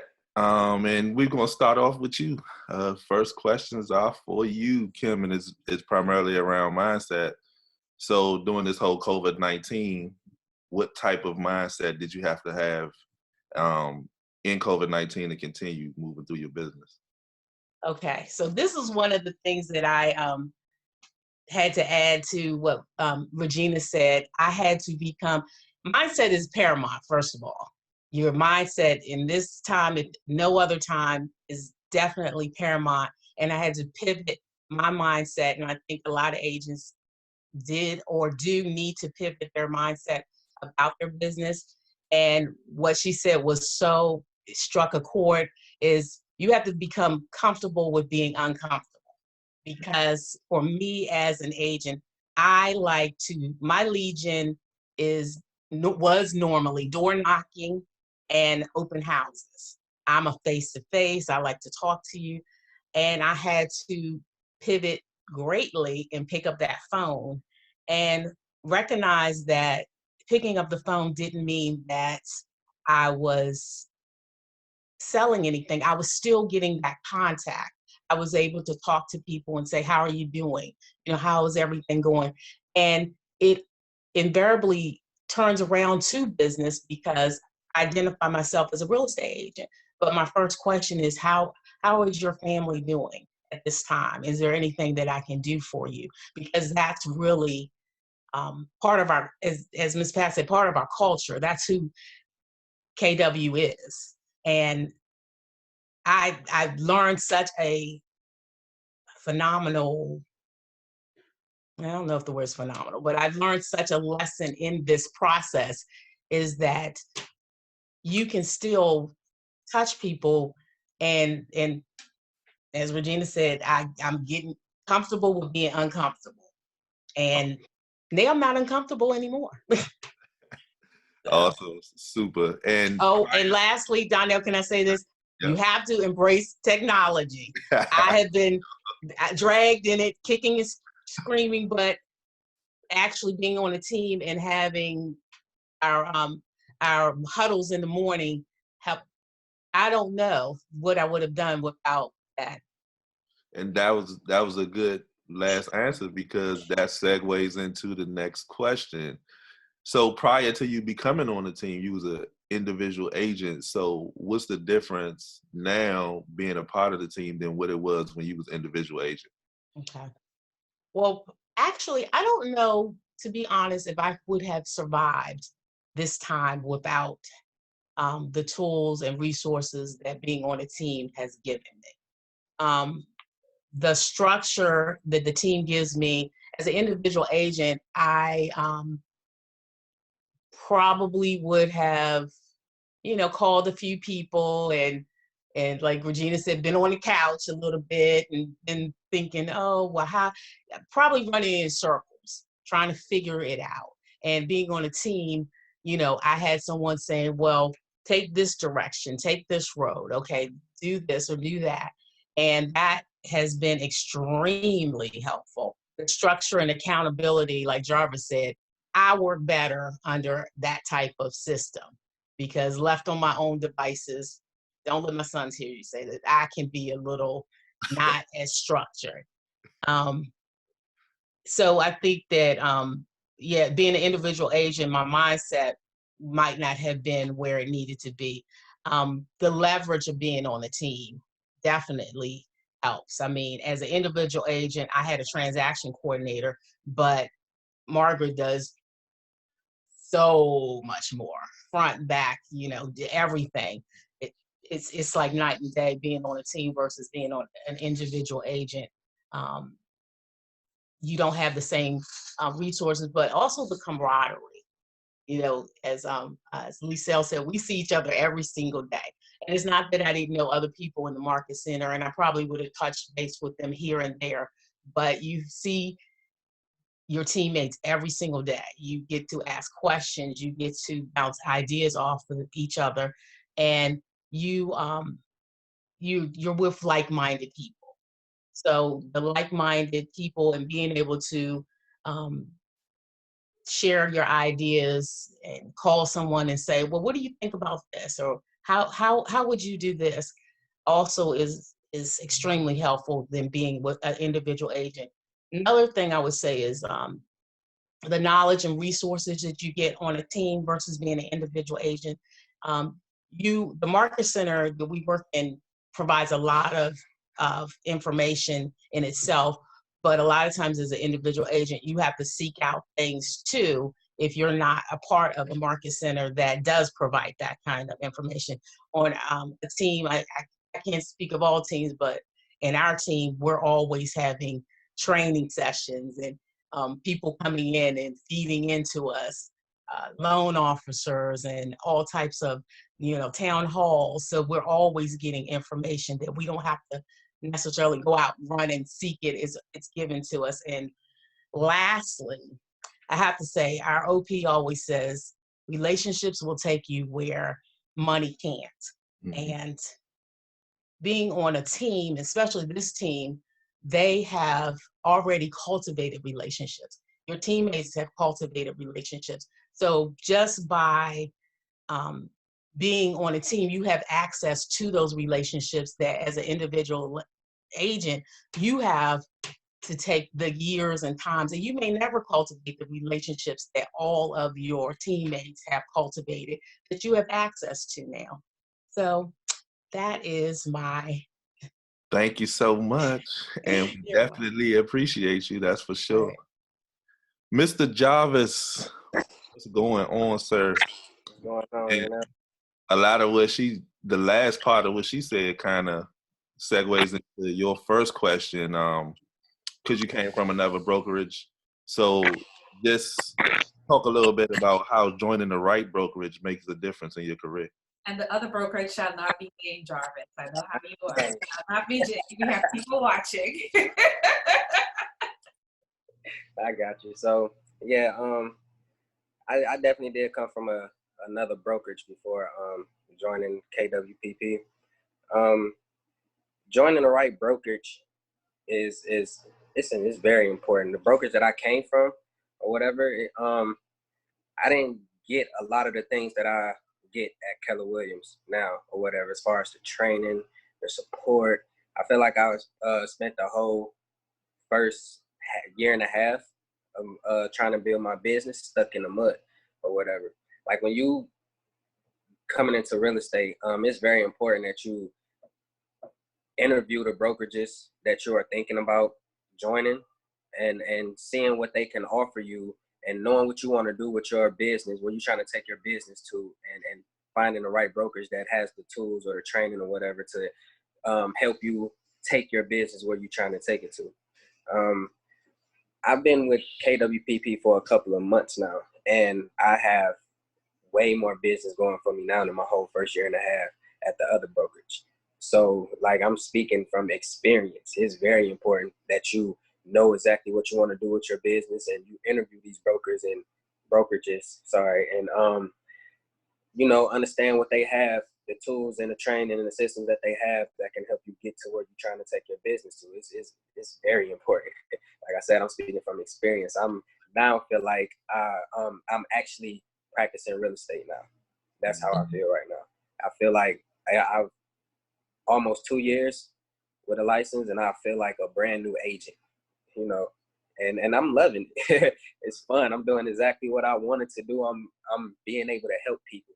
I'm being able to, like you said, I was in the Air Force. I served in the military, and now that I'm out of the military, I still feel like I'm serving my community by doing real estate. So yeah, it's very important to know and which brokerage to choose. It's very important to know what you're trying to do with your business.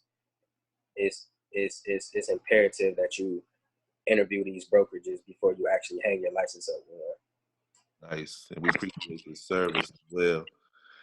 So you coming out the Air Force and jumping into real estate, what are some of the things that you can expect in the first year of being a real estate agent?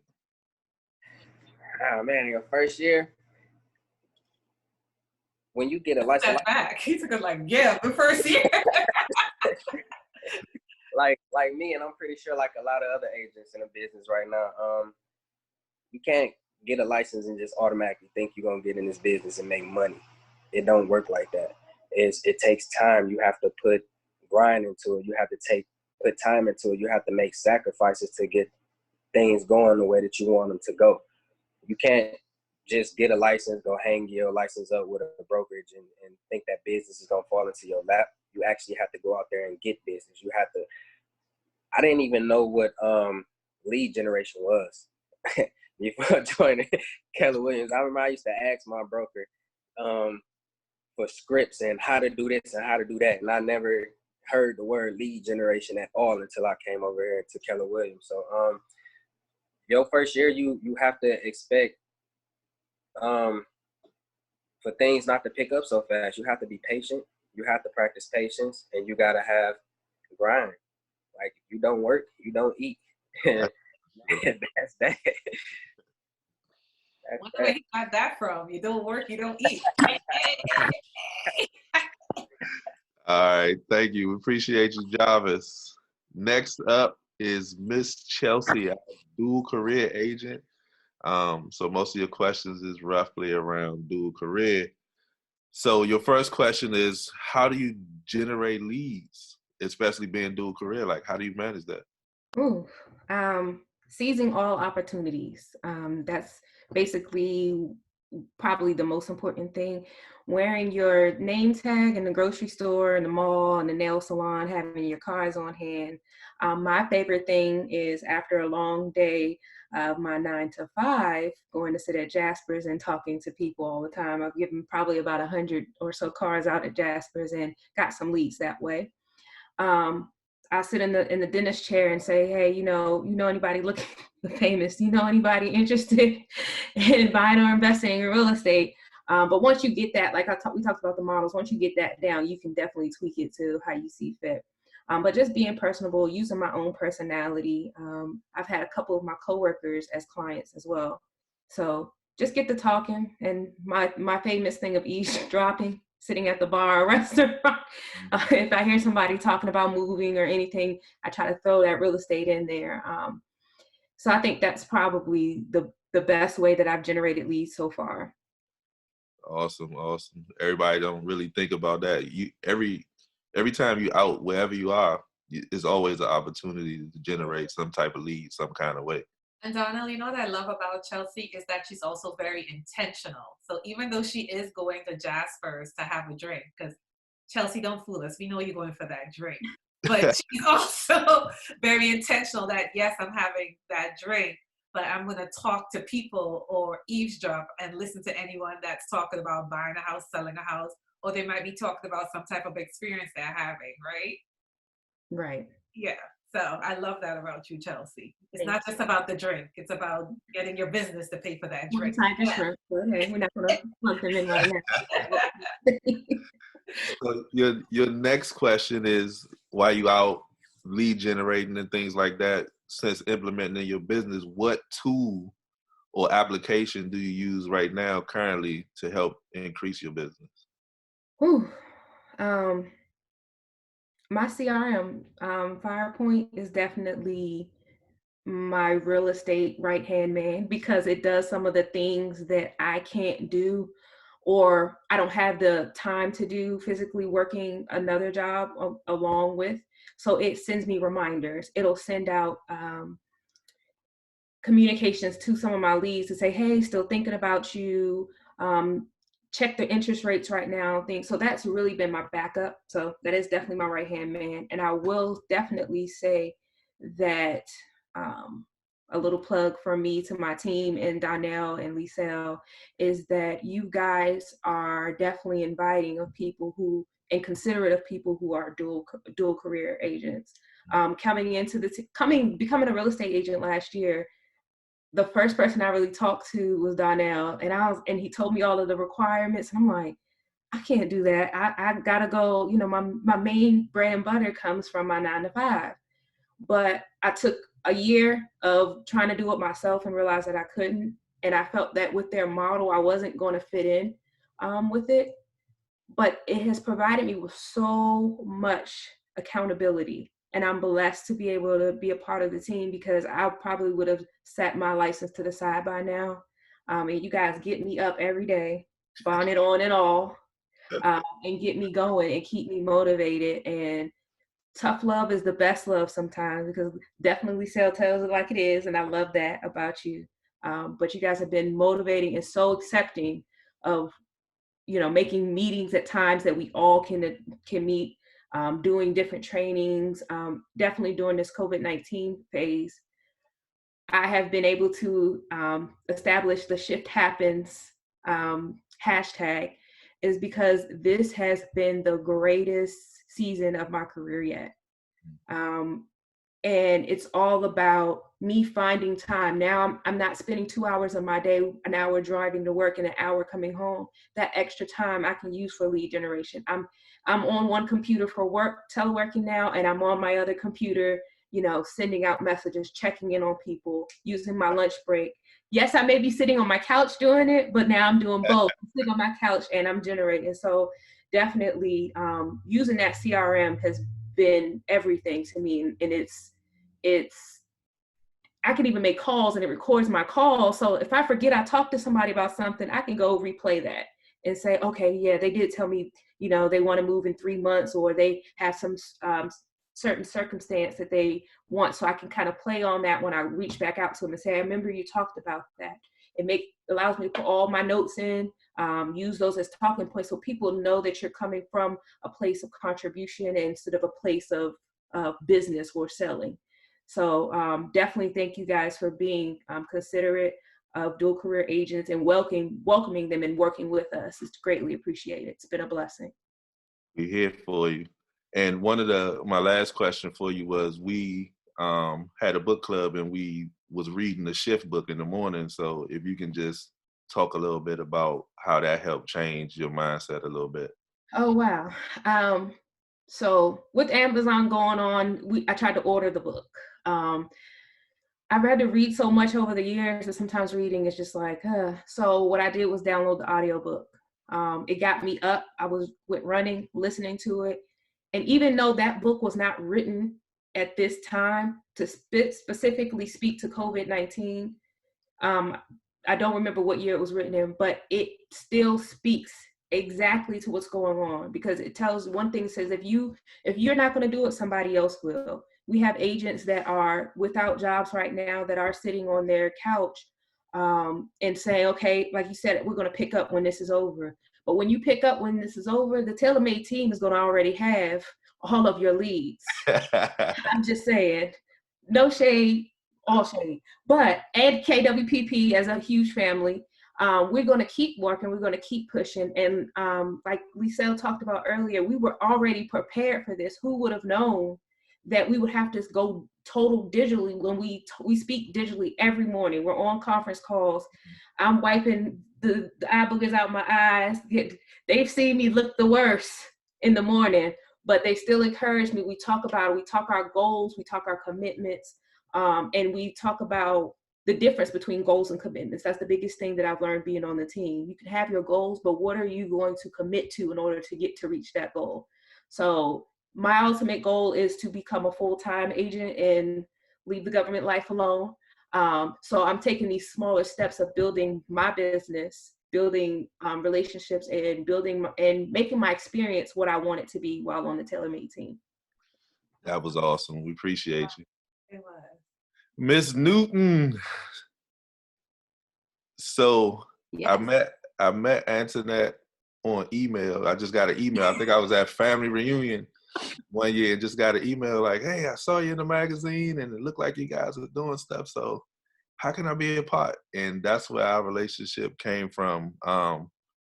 And my first question for you is basically around leverage, right? You're a dual career agent as well. How does the leverage allow you to succeed in your business? And how does that balance like in your life? So leverage is key. I again, using the example between whether your business is a hobby or is an actual business, leverage is key to a sustainable business, right? Some people want a fast track career and you'll get just that without leverage, right? You'll fast track, you may have some closed transactions, and then before you know it, you're chasing your tail. According to the Maryland Association of realtors in the state of Maryland perform 132 tasks for clients. Depending on your business model, you could perform more. I like to think on the TaylorMade team, we perform more than that, right?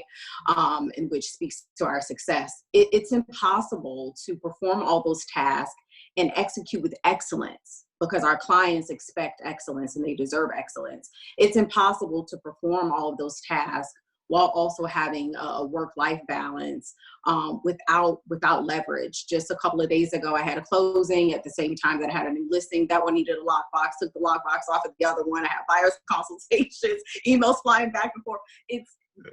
It would be literally impossible without the leverage. And I mean, just going through the closing and really from the time of inception to closing, not having to put all the stuff in the MLS, not having to watch and monitor the emails, it would be impossible to continue to focus on your business and build your business while also taking care of your clients, right? Because they trust us. Our clients trust us with the most expensive asset they have, and they trust us with life-changing decisions, right?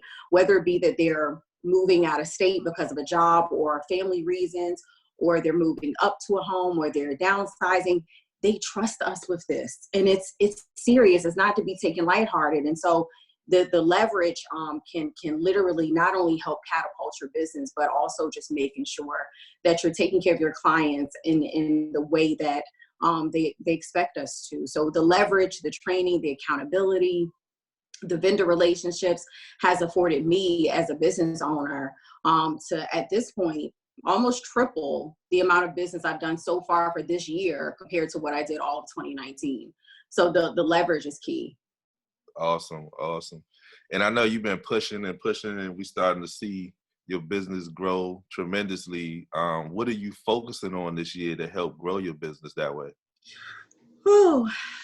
Being a sponge, that's one. Not chopping down a bunch of trees at one time. Chopping down one tree. So being a sponge and just mastering the balance, mastering the process, and definitely taking advantage of all the relationships that I've been afforded to have, and taking a lot of self-inspection. So being the subject matter expert that I've been in housing for such a long time, I can do it in my sleep. But now really taking my business to another level, I'm kind of having to, as Regina said, get comfortable with being uncomfortable, which is really uncomfortable when you've been the subject matter expert in your former life, where you can go into any room you demanded, you run the conference, right? You are the leader, you're the subject matter expert. So then having to take a step back and say, this doesn't feel good. I don't know what I'm doing and do what now? So having a level of humility as well, and just reaching out saying, look, I don't feel comfortable with this. And really recognizing that there is no shortcut to success. There is no fast track. There's no magic potion. There's no magic pill. You have to grind and you have to do the work. One of the things that was really frustrating for me in the beginning was work your sphere. Well, I'm not from here. I don't have a sphere, right? I don't have any family or friends here in Maryland. So what sphere am I working? But even with that, still work your sphere. Everybody knows somebody, right? And even if it just turns into a referral, or even if it turns into someone that's transitioning. So really try not to chop down too many trees at one time, and just being a sponge and being comfortable with being uncomfortable.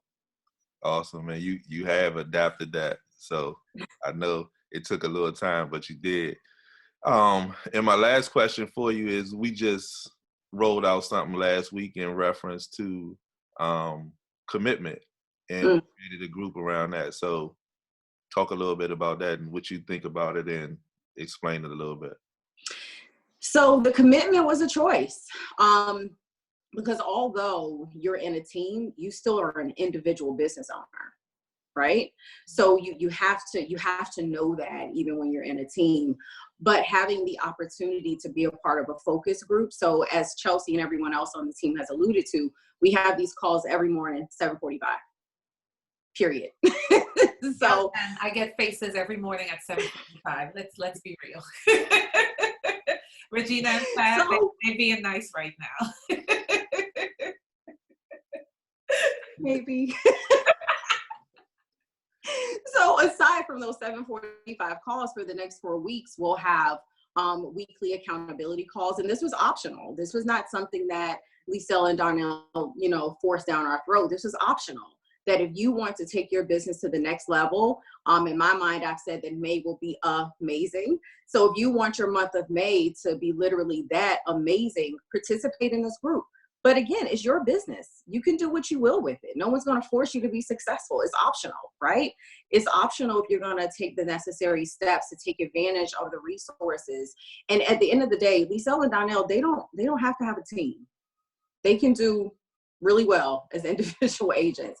So for them to take their time and their talent and their resources and everything they've ascertained in all these years of being in the industry, and to pour that into us, why not take advantage of additional accountability, additional support, additional script practice, all these things that in the COVID-19 environment, you got to take it up a notch. You have to crank it up. And as Chelsea alluded to, while other people are sleeping, we're working. We are literally working. Some of our businesses, as I mentioned, has doubled or tripled, even in the last few months. The listing I just had that closed on Friday, it was listed at the height of COVID. It was under contract in 2 days, and we let the market. We were more expensive than someone that was in the very same subdivision. So we're working. So Donnell, to your question about the commitment that we're starting as of Monday, it was important to me to figure out where I could fit that in my schedule, because it's important to me, and I'm being intentional. Awesome. And that is definitely what goes into our last and closing question for everybody. And you guys are doing an awesome job. Yes, they are. Well, so in the closing question, to close out for everybody, balance. Like, how does the way that we do business, and as much as we push and push and push, how does that look? Like, how do you balance that along with your life and your job and all of that? Anyone or? No, we'll start with you and we'll go back across. So again, for me, it's being intentional. I have to time block. And I also have to watch out for time thieves and distractions. So those emails that are flying back and forth, when Neiman Marcus emails you and say, hey, we're having 30% off. And then before you know it, you're online shopping for like an hour, right? So watching out for the time thieves. And even when I get on social media to post my videos or my content that I'm going to post, I literally have to do that. I have to go in and like the content that I need to like, so that way social media knows that I'm not spam, right? And then I'm off. So I have to time block. I literally time block all the way down to eating, right? I have to time block, and I have to be intentional and watch out for the time thieves. Those are the biggest pieces for me. Awesome. Thank you so much. Chelsea, you're next. Same question. Like, what does the balance look like with all of this going on? I'm probably the total opposite of Antoinette.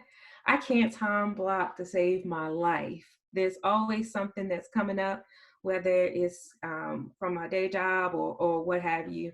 But the thing that I have been able to is just maximize my time. Like I said, sometimes I'll sit with both computers Now that I'm sitting at home, using those 2 hours I'm getting back of traveling now to lead generate. Doing things, taking those opportunities when I'm out, well, when we were out in the world, to talk to people about real estate while enjoying tiger wings or a nice hurricane or whatever have you at Jasper's. It's tough. And I want to take just one quick second and be really transparent with everybody, to just be 100% real. As I look back prior to being on this team, I would honestly say I was lazy. And I would say that because I have changed so much. I'm pretty young. I'm under 30. I have grown so much professionally and as a woman of God in my career in real estate so much by joining this team. I would sleep until the last minute. Y'all, they see me get up with my bonnet on. My alarm clock goes off. I'm like, okay, I'm gonna get up at 7:42 and turn on Zoom. Up and I'm paying attention. I'm learning. I'm being a sponge. Taking advantage of all of the wealth and of knowledge that they're pouring into us. That's really what has helped me balance this. Any other time, maybe 5 years ago, I would have said, no, I can't do this team thing. I can't take this accountability. I know that I need to be accountable in my day job because that's going to continue to flow the money in. But now I'm excited because I'm working and I see the fruits of my labor, and makes my pockets look nice. And it motivates me because now I see it, I can actually do it. Being an agent for a year, I had one transaction. It was like, oh, this is never going to happen for me. But joining this team really helped me balance my life, balance my job, balance my career. And I'm looking forward to moving on and growing and taking over the world, or at least Maryland. Yeah, and we appreciate that. And that right there is the exact reason why we do what we do. Like, we don't do it to, build up a big wealth, but like, if you can't bring people along with you, like, it doesn't really serve any purpose. You know what I mean? You can make all the money in the world, but how many people did you help to get there? And right? you definitely guys make you definitely guys make it seem like a family. It doesn't seem like work when we get up at 7:45. We get our numbers, we do whatever we have to do. We talk about different things. We meet new people like Sir Antoine. So, we have a good time. We're a family too, and that makes it a lot easier. Thank you so much. Jarvis, what does the balance look like for you in your life and your schedule? Well, for me, I'm not a dual career agent. I'm full-time, so I really don't. I'm learning to time block my day. Before this whole COVID-19 thing or whatever, I had more of a structure. The kid was in school, my wife had to work, and I had most of the day to myself to do this. But with this whole COVID-19 thing going on, everybody's at home, and we got the kid running around the house. It's kind of hard, but I'm learning along the way. I'm like with Chelsea, being a part of this team or whatever is helping me learn how to be able to structure my business, helping me learn how to structure my day. I'm still learning. I'm still learning. I'm gonna say that. Okay, awesome. We definitely see growth in all of y'all, and we appreciate that and being able to help you do that as well. Miss Kim, what did it look like for you? Well, I still struggle with balance just because I, like this week, for some reason, I had a lot of insomnia. So I would be on the computer 2:00 in the morning, and I know people are saying, well, why is she sending me emails when I should be sleeping? But that's where the structure and the time blocking is one of the things that I'm working on. Haven't mastered it yet, but I am definitely working on it, because one thing, when I started in real estate, I was at the office every day, all day long, took a million classes, and I would be doing open houses on the weekend. So, my family, I thought about what Regina said. My kids are like, no, I would never do real estate because you work 24/7, 7 days a week. And, I didn't have any balance. So I do have to step back sometimes and just say, okay, sit down and have a meal with your family. I know they're all they're grown men, but sit down and have a meal, step away. Don't every conversation, even though my husband's not even in real estate, so I admire the two of you. He's like, did we, can we talk about something besides real estate? Can we talk about something besides houses? So, it's challenging for me to get that balance, but having a support system in your family is a good thing too. So I'm working on it. Haven't achieved it yet, but it's coming. It's coming. It's coming. Oh, we all are in that learning phase, and we'll continue to learn because that's what we do. Yep. Right. Yep. And Donna, I saw Regina had. It looks like she wants to ask us a couple of questions because I saw some of her, or even Miss Pat, because this is the first time you guys really get to see. And we forgot to mention that the 4 panelists on our team, they've been with us less than 6 months. They've been with the team. Yep. Chelsea's been 4. Antoinette, you've been what, 3 months? 3 months. Kim, I think you're like 2, and Jarvis, you're like 3 or 4 months, right? Yeah, so we're truly proud of what each and every one of them are doing. So Pat and Regina, did you guys have questions for us? Because I saw some of your faces like, what? They doing that? I'll just say that I am in awe.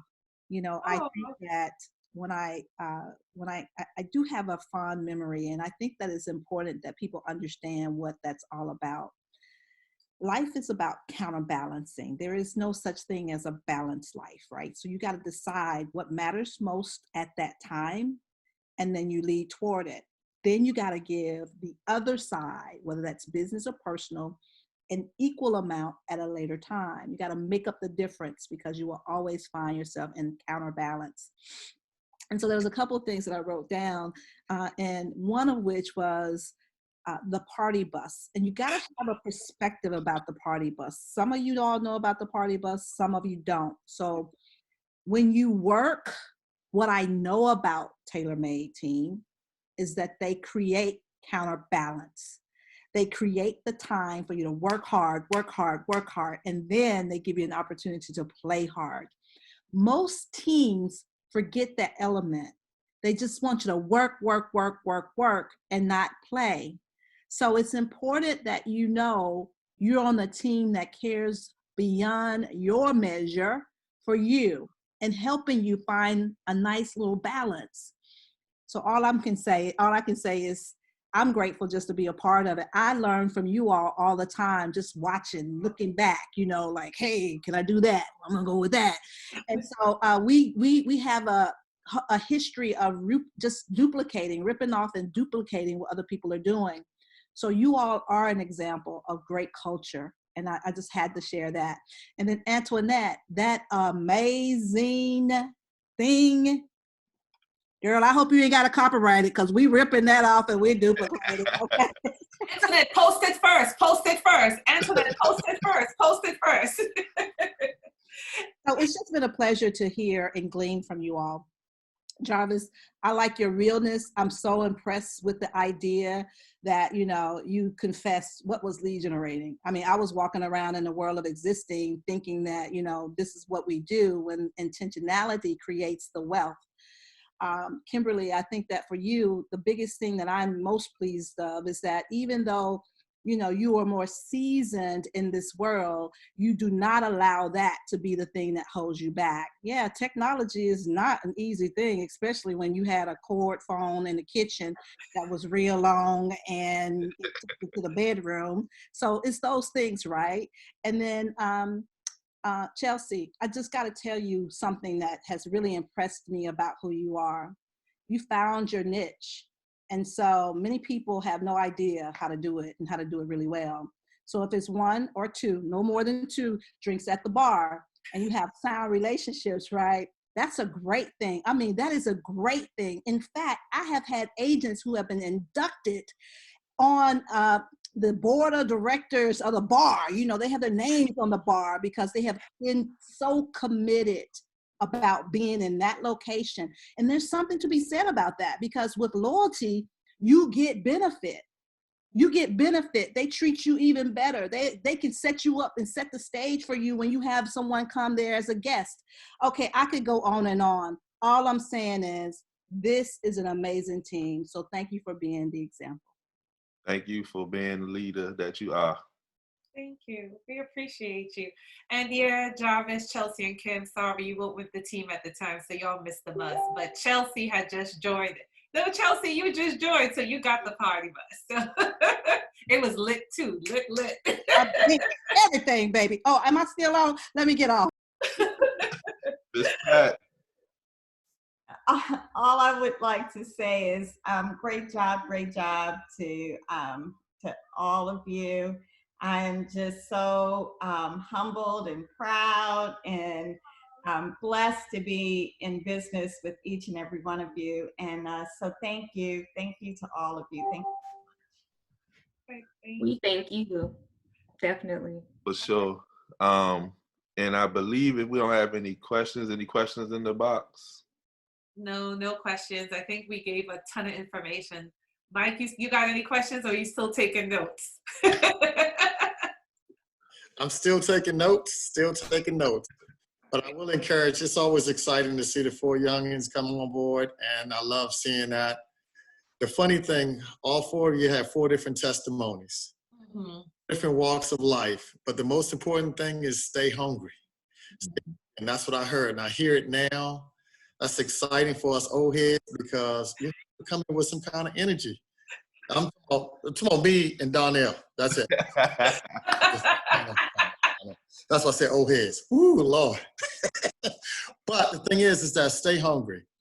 Been in the game 23 years in this business, and I'm still just as hungry as I was when I first started. And hearing some of your stories just remind me of myself. So I was determined to be the best loan officer and set all kinds of records. And I like the motivation that I hear. So stay hungry. Stay hungry. Awesome. Thank you. Awesome. We appreciate you. And from me, I just wanted to say that I appreciate each and every one of you guys, Pat, Regina, and Mike from the leadership, everybody that's on our team, Margaret, Liselle, and together we all got one common goal, and that's to be successful in life. And we will all together get everybody there, one way or another. Definitely. Shout out to Margaret too, because she has to deal with all of our personalities and all of our levels of organizations. So definitely, Chelsea. Thank you. You're such a blessing. Margaret is it. She is it.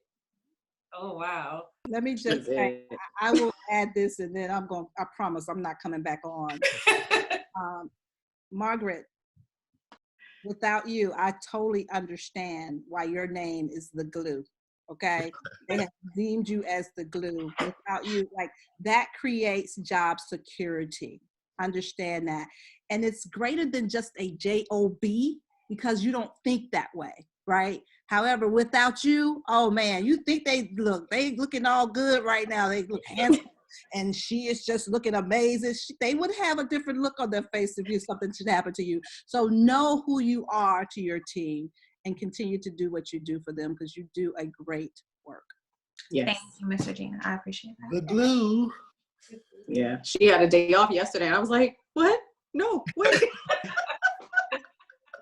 Who am I going to call? No clusters.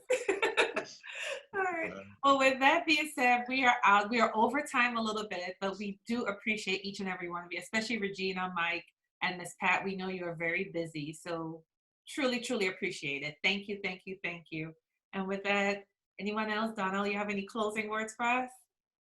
That's it for me. We appreciate everybody that participated in this today, and at a bare minimum, hopefully we gave you some encouragement, some good information, and join in with us on Bold Pivot. Let Regina help you get to that door. All right, everyone, have a great Saturday, and thank you for your time today. Bye, you guys.